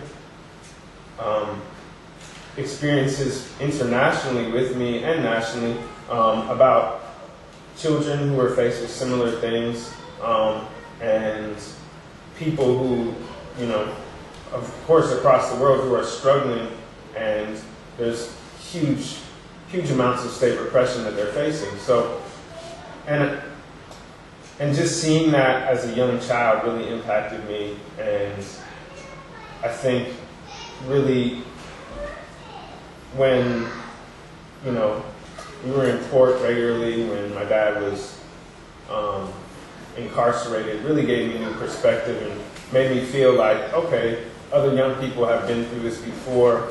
There's things that I can do, and there's support for me. Unfortunately, and there's lots of networks out there that really supported me, like the Rosenberg Fund for Children, for example, has monetary support for people who are persecuted throughout the United States or throughout the Americas.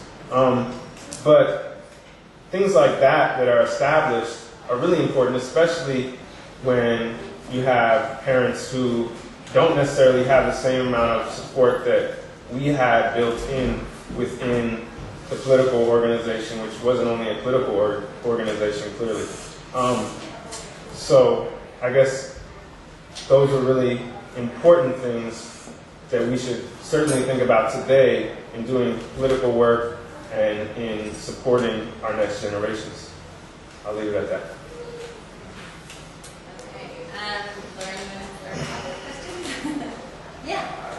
Well, I wanted to say one thing before I ask a question, and that's that, to prepare for this, I reread Art and Spirit, because I read it when it first came out a few years ago, or maybe more than a few years ago now.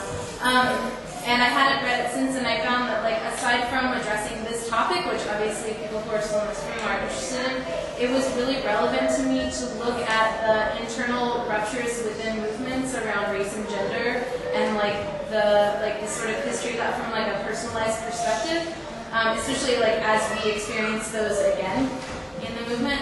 And so I would recommend it for both of those reasons, and they sell it at AK Press across the street.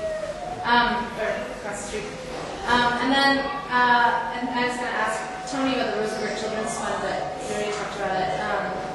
And then I wanted to address this comment that you made at the beginning, Diana, about not being able to separate your political work from your mothering work. And I feel like you were sort of framing what you were going to say when you were talking about that, but I think that that's a really important thing, and I was wondering if you could sort of elaborate on how that worked for you, and how you wish that worked for other people, and is that enough question to get it going? Yeah, I would love other people to actually respond to that also.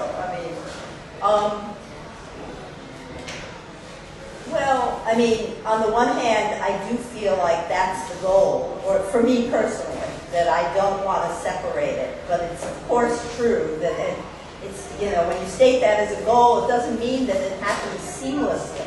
I mean, and that's sometimes, I think, where we fall into problems just because, just because something isn't automatic, it doesn't mean that it's something you don't want. So, I mean, for me, okay, well, one time when I think it was actually very acute was when we came back after we were underground. When we were underground, we were very careful. We didn't have that much political work that we had a political collective, we had a political outlook, etc. But we were very careful not to be involved in things that were going to expose us and get us arrested. So, but when I came back in the end of 1994, then I was, presented with the decisions that now I could choose what political work was I going to do, but how was I going to do that political work since I had 2 young children, a partner in prison. I had to work to make a living for all of us, and even though, and none of it would have been possible if we didn't have a lot of support, but those were, pressing questions for me. And of course, at some points, I did choose staying home with my child or going to a school event and not going to a demonstration or things like that, on a kind of very specific basic level.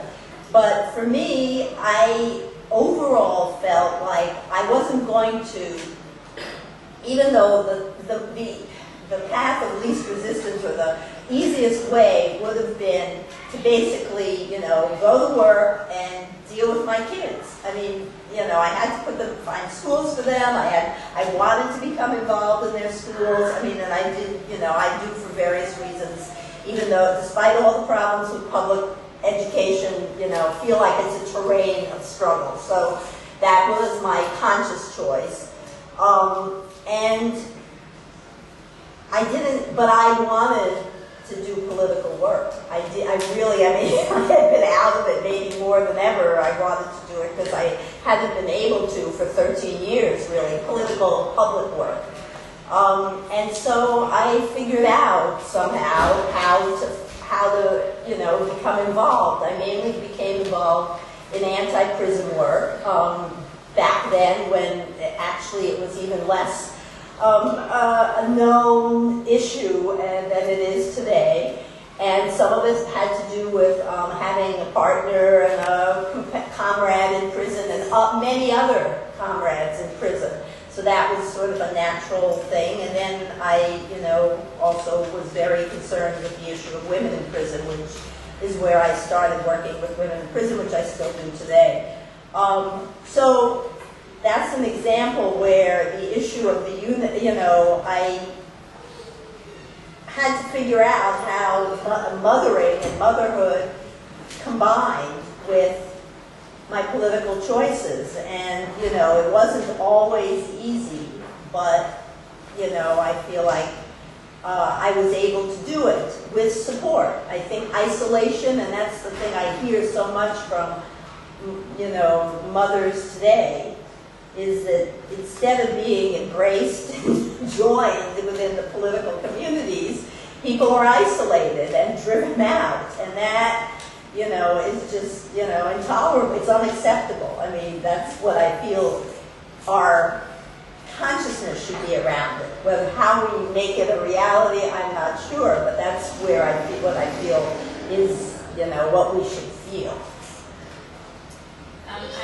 Over here, sorry. Question? Yeah. This is kind of a question and comment. It was after having children and kind of being, going into that natural, pulling back from the political sphere, it wasn't until there was, commons and community of the occupied that kind of included a children's area and children-friendly actions to bring us, you know, into a place where, oh yeah, we can go down and, you know, there's coloring for the kids to do, and we can show our support. And so how can, I guess, the future of the movements include child participatory actions and a safe container for children to be involved in actions in field work?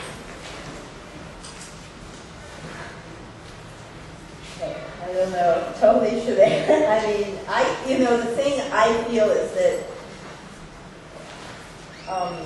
there are certain kind of general not guidelines even, but just values or approaches that I feel. But, that the problem is the actual work of figuring out what that looks like in the movement today, or within different communities even, each community has to do it differently. I mean, some communities who are, just like the example around militant action.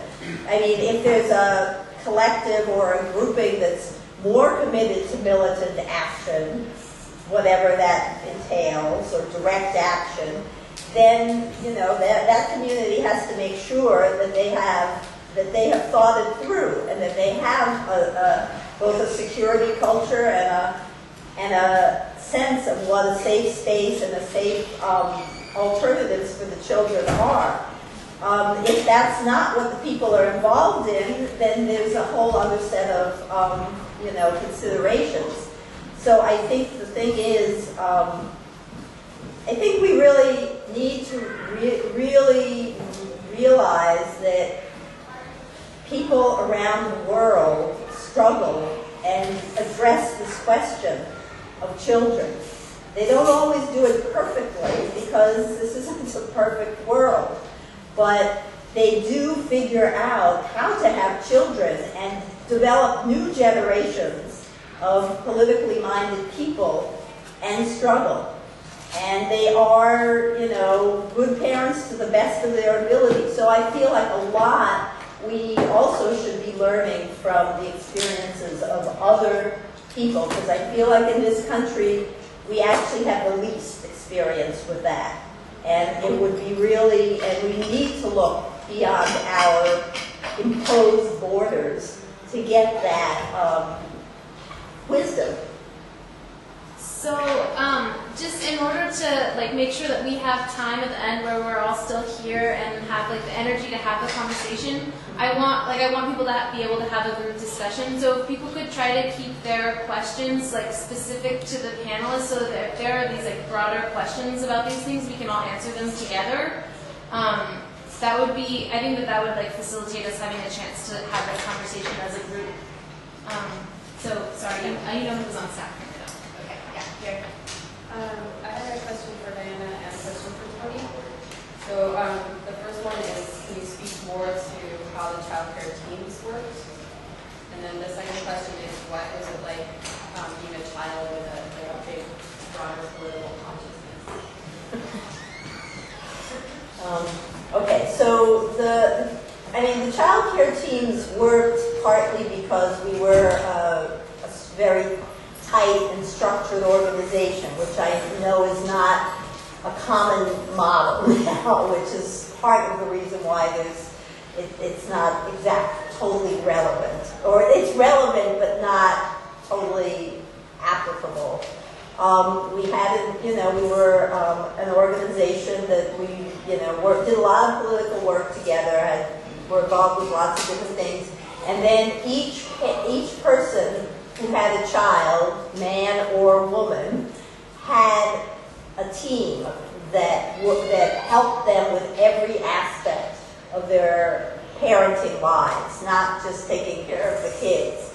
I mean, I shouldn't say every aspect, but most aspects. So, including making dinner and cleaning, and it just rotated. And the team had meetings, just like people have house meetings, and we also had those. And so there's a lot of meetings and there's a lot of involvement, and it's a big commitment. It was a big commitment, but it worked. I mean, more or less. I think sometimes it worked well for the parents in terms of support. It worked less well because I think issues of who, whether parents should have the final say, what their role was compared to other people. I mean, those were all things that were in continual evolution, and we didn't always make the right decisions about that at the time.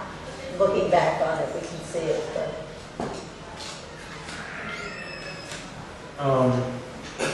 Well, I don't know if it's any different. Well, it's a little different for me, maybe, but any young person with radical politics is going to feel fairly alienated in school or anywhere. Wasn't just me. I'm sure we all in this room, depending on when we develop that politic. But yeah, certainly in school, I was labeled a lot of different things for my outspoken politics. But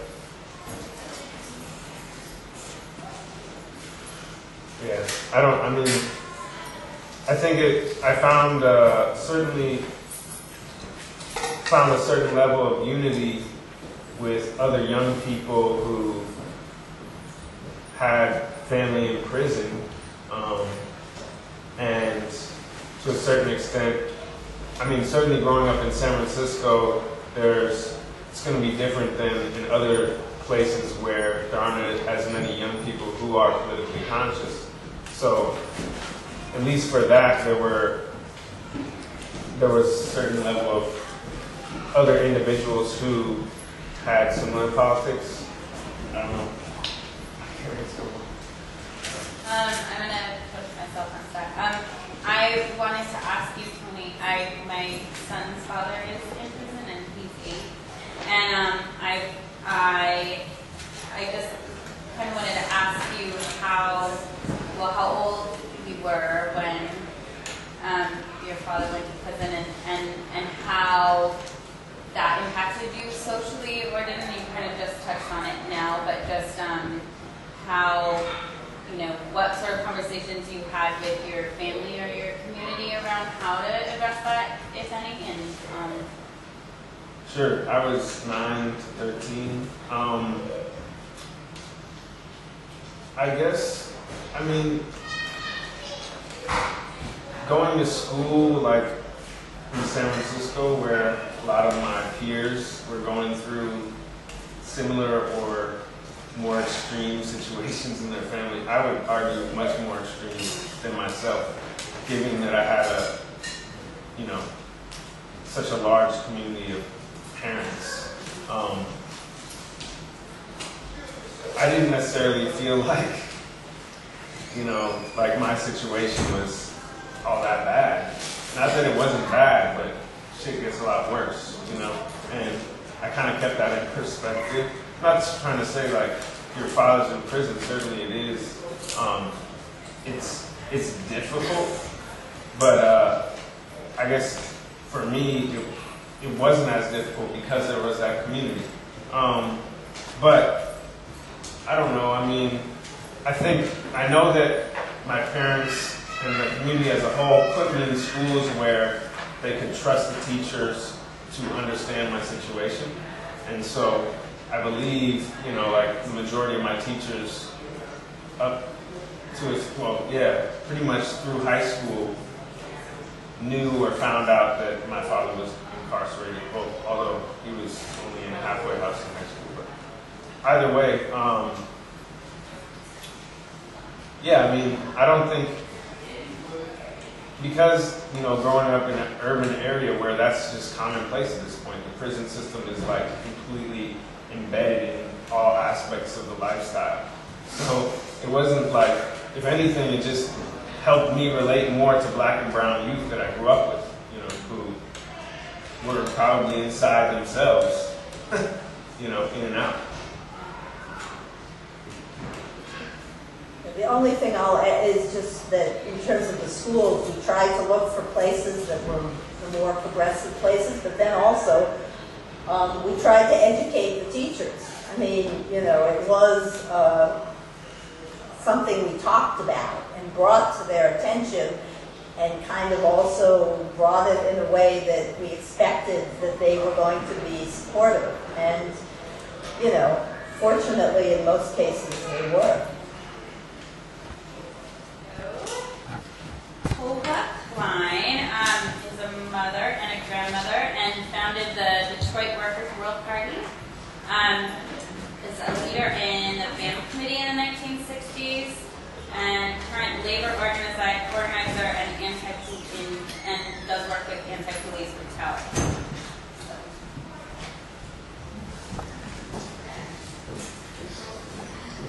Okay. I had this thing open up and it just disappeared on me. Just 1 second. There it is. So I did write some stuff out just because I feel like I write better than I talk sometimes. But really, I'm also talking from a different era, different struggles than some of you are dealing with now, but I think there's a historical context that some of you might appreciate, and also there's a lot of current relevance too, so I'll just kind of talk about it a little bit. So my oldest daughter, she was born on the day that President Nixon was forced to resign, which was August 9th in 1974. I mean, she's like 38 years old right now. But anyways, I still have the newspaper with a banner headline about Nixon resigning somewhere. And I thought, gee, wow, what a sign, you know. My daughter's born on the day that Nixon resigned, you know, that's got to mean something. She's going to be a fighter, a winner in the struggle. How could I ever have predicted the conversation that I just had to have with her last week? It was to get approval to share with my 11-year-old granddaughter, whose birthday is on Malcolm X's birthday. Not that I'm really into these birthday things, but it just happened. So I had to get approval to share with my 11-year-old granddaughter about who her grandmother, me, it really is, and what I do when I'm not at work and when I'm not with them. So it never occurred to me that this would happen, that I had to, you know, be able to talk to them first about talking to my own grandchildren about who I am. So that's right, my own granddaughters.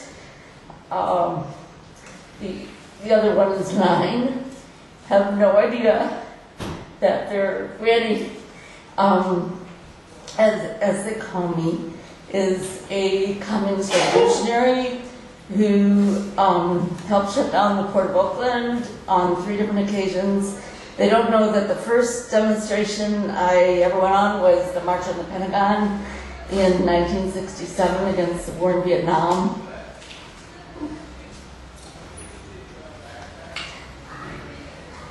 They don't know about a whole bunch of stuff that I've done. I led the White Support Coalition for the first Black Action Movement strike at the University of Michigan, where we shut the whole university down. We threw open the doors of huge lecture halls full of students and drummed and sang and chanted until every last student filed out of the classroom. They don't know I was in the streets fighting the cops in New Haven, Connecticut in 1970 to defend Erica Huggins and the Black Panther 8. Or how I shouted, "Turn on the walls," at Tehoka, which is the Detroit House of Correction, in the early 70s. They certainly don't know that I was a leader of the Ann Arbor SDS in '69, and I was a founding member of the Detroit branch of Workers' World Party in 1970, who, by the way, us women in, I think it was 1971 or 1970, sometime in that point, threw out all the men in the Workers' World Party of Detroit. We let them join back a few months later after they had learned a few things. They don't know I was the editor of the Red Times, which published headlines such as "Eat Lead Chrysler" when a black Chrysler worker shot a black foreman over oppressive conditions on the line in the time period of Drum, which was the Dodge Revolutionary Movement, or Dodge Revolutionary Movement. They never asked about the scar on the bridge of my nose, which came from a cop's hand jamming my wire-rimmed glasses into it with his hand as I did a dumb thing and used both my hands to grab a stick instead of just one of them when he was about to crack the skull of another protester at an anti-Klan demonstration in Dearborn, Michigan. They also don't know that their Aunt Julie, my other daughter, who is 33, who they love dearly, is also a communist revolutionary. My daughter Julie, who lives in Brooklyn, is a public defender, the vice president of her union, and an active member of Workers' World Party in New York. So that's okay, right? I raised one revolutionary, one liberal. So, well, I love them both. And I have two granddaughters, of course, who I love. And I didn't decide to have children in order to breed the Revolutionary Army. Organizing has got to be a more efficient way to get people in the struggle than that. You can't help but want your kids to share the values of the things that are important to you, however. So why did I decide to have children, and how did it affect my political involvement and outlook, and what kind of support did I need and get from my comrades? What was their father's role, and how did my political activity affect my kids? First of all, so why? I just really had a strong urge to be a mother. To have a child had nothing to do with politics, just life. I wanted to be a mother. However, I felt guilty for allowing myself the luxury or indulgence of having a child at that time. It would take away time and energy from the struggle, possibly making vulnerable, and the desire to protect them. So when I was pregnant with my first daughter, Molly, I was working at a Chrysler stamping plant in Detroit as a spot welder. We had an hourly production standard, and if we made our production early, we could break until the next hour. So not uncommonly, my coworker and I had developed a rhythm together where if we busted ass, we could get ourselves a 15-minute break every hour. So I started to get morning sickness, but wasn't showing yet, so I would run off to barf in the bathroom. My coworker, because he was getting shorted on his lousy 15-minute an hour break, decided to complain to the foreman. So the foreman told me I had to get a pass from him to go to first aid next time I was feeling sick. So I said, yeah, sure. Next time it happened, I barfed on his desk while waiting for the pass. And he never bothered me again. So when she was born, they didn't even have rooming in at the hospital. So I had to check myself out early just to be with her. But back to the guilt thing, we had a Workers' World Party conference in New York City less than a month after she was born, and I felt I really had to go. So I left her with some very good friends for the weekend. I don't think I ever told her about that. I would never do something like that again. I felt so guilty for leaving her and worried about her the whole time. So I should never have felt I needed to go to that conference. Don't remember what the urgency was. My only memory is that I left my daughter when she was less than a month old. So breastfeeding was just beginning to be really thought about seriously at that time, and most everyone bottle fed their babies. I'd read something about it, or more than something, but we decided that her father and I could more evenly share the parenthood experience if I didn't breastfeed her if she was bottle fed. So we did share the parenthood role as far as the physical responsibilities somewhat evenly back then, but there's something about the mother's role that doesn't get replaced no matter what. So by the time I had Julie, I was firmly committed to breastfeeding, and I nursed her until she was 2 years old. There's just no way to describe that bonding experience. But back to Molly, my oldest one. She was the first child of our Workers' World branch, and she got the love and attention of most everyone. My comrades would volunteer to babysit and take her places. We set up a childcare area in our office with lots of toys and supplies.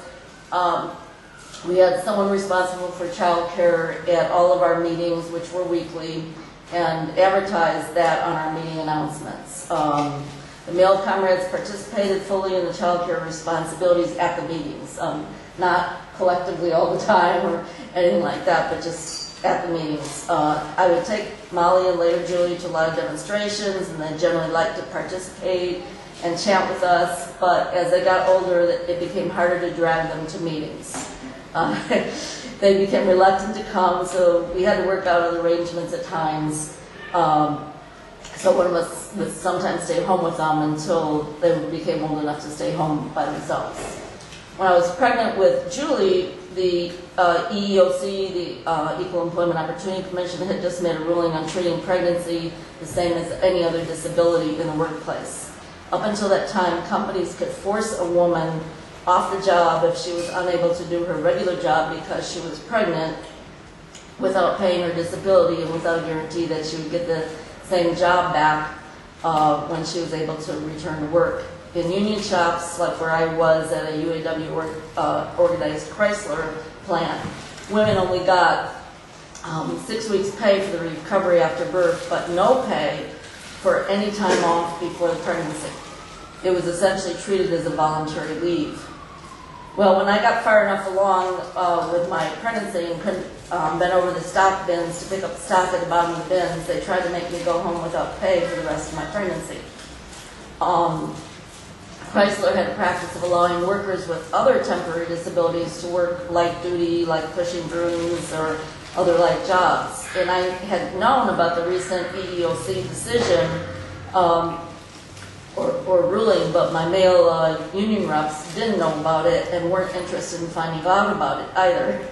The ruling applied in this situation, saying that if they allowed someone with temporary weightlifting restrictions, for example, to push a broom instead of their regular job, they had to allow pregnant women to do it too. So I wound up in the unusual position of actually going to the UAW International for support over my local union UAW committeemen who were siding with Chrysler over me. Needless to say, I won to the anger of the committeemen who I showed up. Anyway, so I have to say that I don't believe that having children affected my political involvement in a negative way overall. There were periods in my life when I was less active, though I never withdrew from the struggle entirely at any point, but I think that was just life overall and the ups and downs of the struggle. Can't say that it wouldn't have happened anyway whether or not I had kids. Their father and I separated when the girls were 5 and 10 years old. He withdrew from the struggle within a year after that because of his new partner. He actually wanted to split the kids off, if you can imagine, taking Molly and leaving Julie with me. There was no way I was letting that happen. So we wound up with joint custody in name, but physical custody was with me during the school week and with him on the weekends. Molly chose not to go over to his place anymore by the time she was 16, but Julie continued to stay with him on the weekends until they moved to Hawaii when she turned 15. Their choices in whether or not to spend time with their politically inactive dad clearly didn't play a role in where each of them landed politically later on. So, because it was Julie who spent more time with her dad that is the politically active one now. I just want to say that, you know, it's a tough period always, you know, as far as trying to, you know, raise kids in a political environment and, you know, struggling with often guilt in terms of, you know, what you do for them and what you do for the struggle. But, you know, I think everybody's just got to make their own choices and do what they feel. All I know is that, you know, I really am glad that I never pulled back from the struggle and that, you know, there's maybe some resentment from my kids about it, but, you know, kids have resentment about what their parents do, no matter if you're in the struggle or not, you know. So you can't be a perfect parent, so that's about it. Great. Do we have questions for Kilda? Do you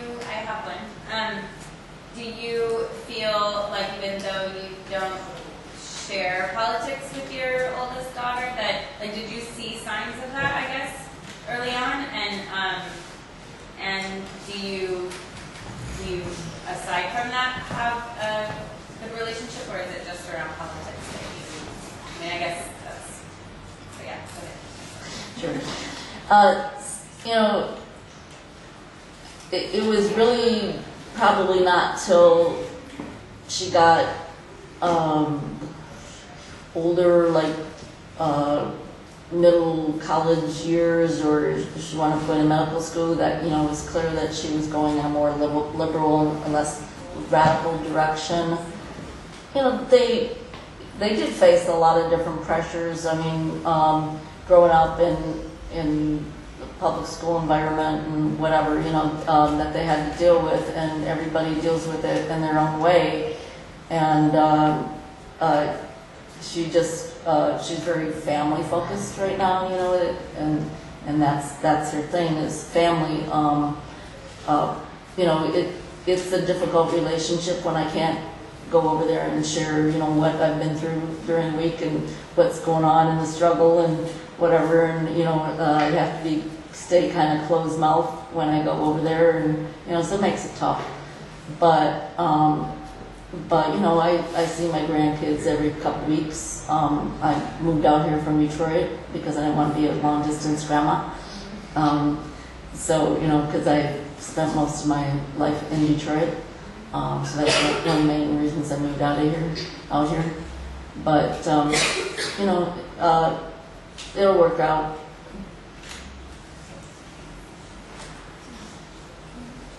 Yeah. So if there are no more questions, nobody's already. Yes, I can. Okay, very good. Thank you. Sorry about that. I needed apples apparently. Okay, so I'm a single mother of 3. My kids are 16, 14, and 11. 12. Just turned 12 yesterday. Happy birthday! And my kids are amazing. I love them so much. And I'm not just saying that because some of them are here. We had a really rough start. I was a teen parent.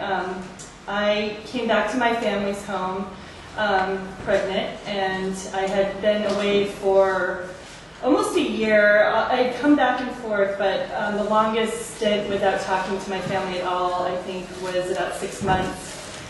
And, you know, they weren't happy with me. We had really strained relationships. I grew up in a house that was a party house, essentially. My parents let me do whatever I want. They were emotionally and physically abusive, and I have extensive abuse. But also there was a lot of love and a lot of caring, too, and they did the best that they could with what they had, I think, which I also don't think it's an excuse, and it's not okay.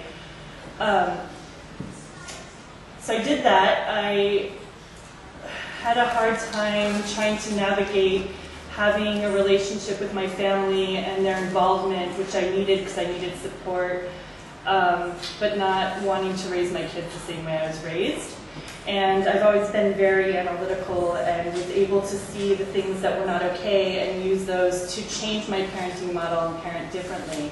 However, I was pretty beaten down as a parent, and that happens, I think, to all mothers in this culture, you know, under capitalism and under patriarchy. Our reproductive labor is not valued. It's not seen as actual work, and it's a tremendous amount of work. A lot of people that I've organized with, by the time they're rolling out of bed from their last night's partying and whatever, by the time that's happening, I've already dealt with like 5 crises and have fed people and cleaned up messes, etc. And it's hard. It's really alienating. It becomes really hard to relate to people that you're working with. And I was pretty active when I was in Tucson and got disheartened.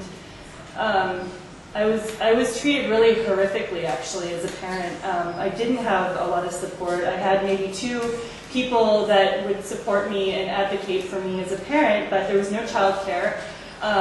It was male-dominated, and there was a lot of celebritizing of people. And there was another mother that was in our movement, but her partner was, a eco-celebrity, I'll say. And so people wanted to support her because of him. And he was a womanizer, he was very sexist, he cheated on his partner all the time. And yet there was a lot of support, and there wasn't a lot of support for me. In fact, I helped organize a gathering that was 3 hours away from our hometown. And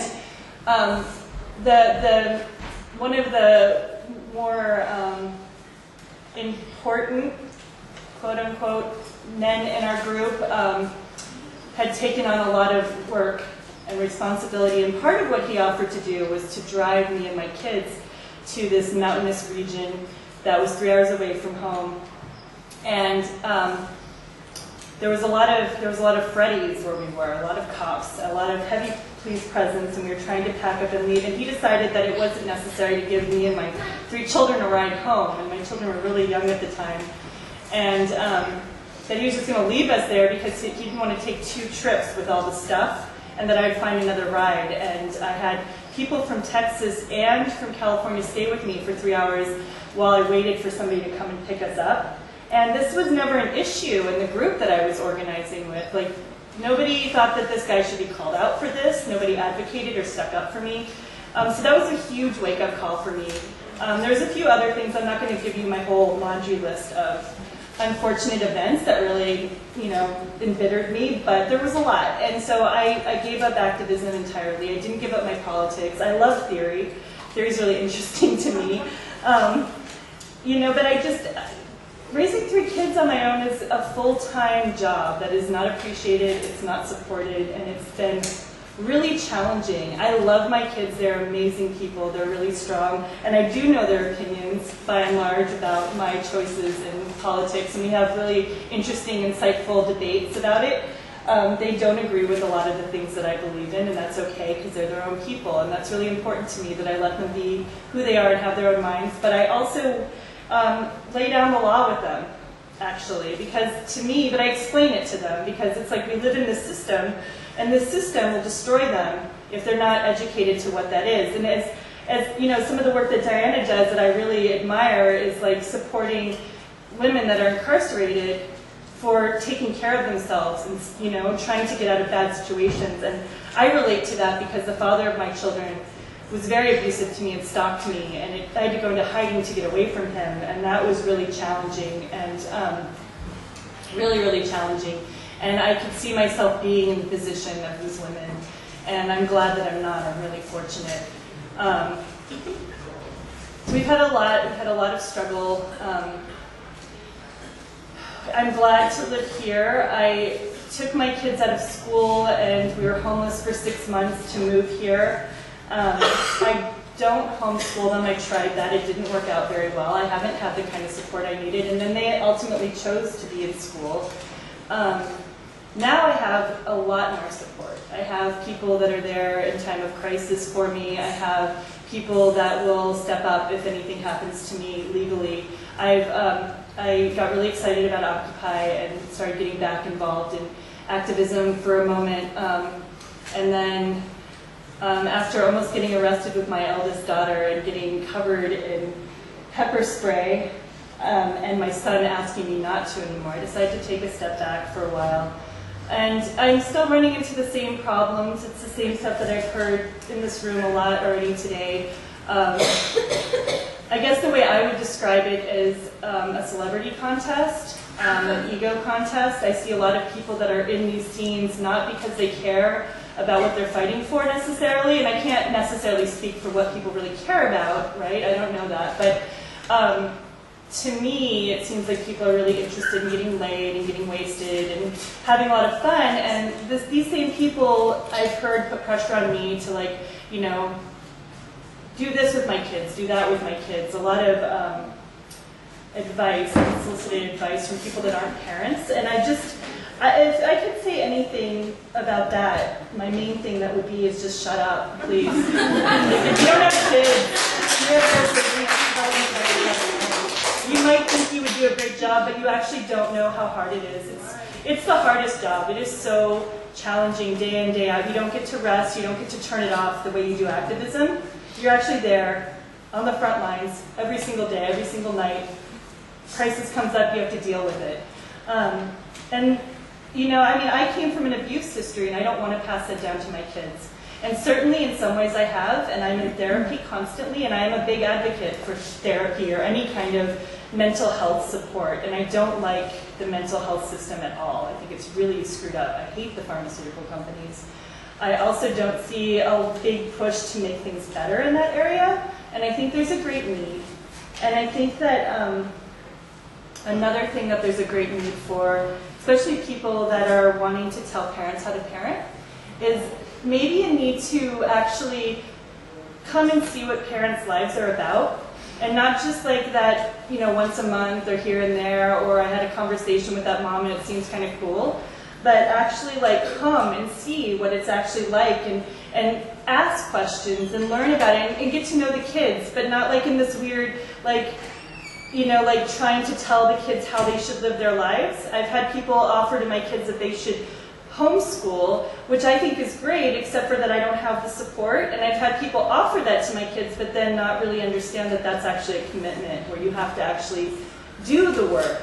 And, you know, I'm sure, as you know, like that takes somebody being committed to actually teaching your child something and showing up for that whole experience, even if they don't want to. And that's what parenting is about, showing up, even when you don't want to, putting the needs of somebody else before your needs. And yeah, I'm really lucky. I have people that help me with crises now, and I have a lot of support, and they're people that I think are healthy and good people, so I feel really grateful for that. And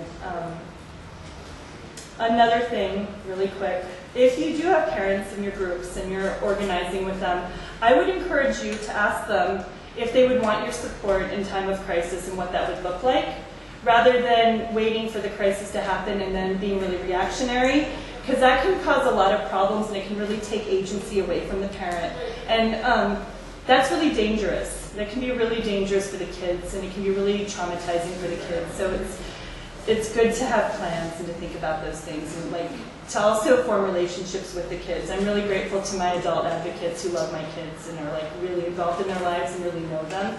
That is so helpful. And yes, other things are helpful too when people do helpful things. I don't want to like knock people. Like when people's intentions are great and they want to like do things to be helpful, but it's really important to find out what those things can look like and what's actually helpful, I think. Thanks. Yes.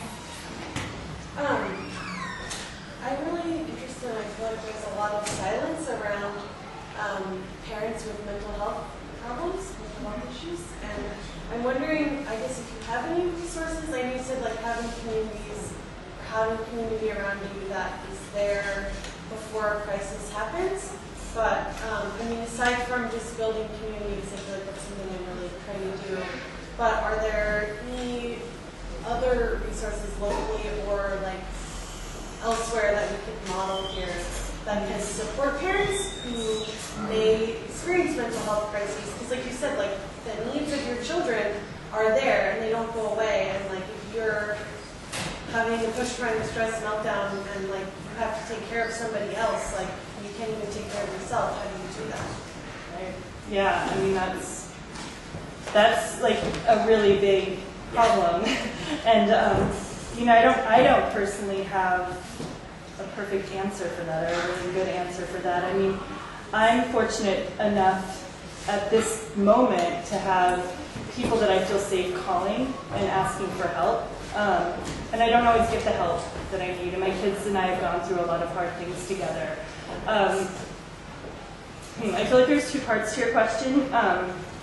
When I've had meltdowns myself, and I've just like collapsed, or I've acted badly, or I've done things that I feel ashamed of with my kids, for me it's really important to talk to them about what's going on for me. And I don't mean like giving them way too much information about like what exactly is going on, but talking to them and like really allowing them to see the humanness of my experience.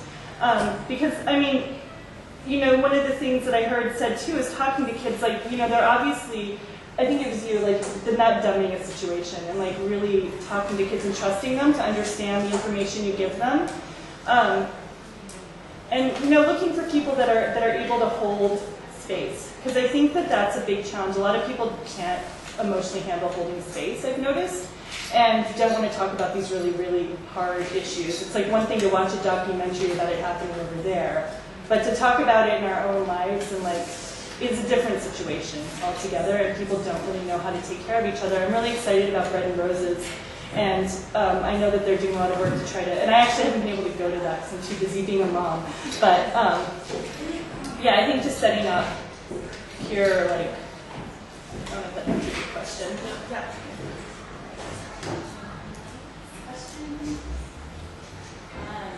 Okay, so I wanted to like move towards like a group discussion, so we can probably end the video and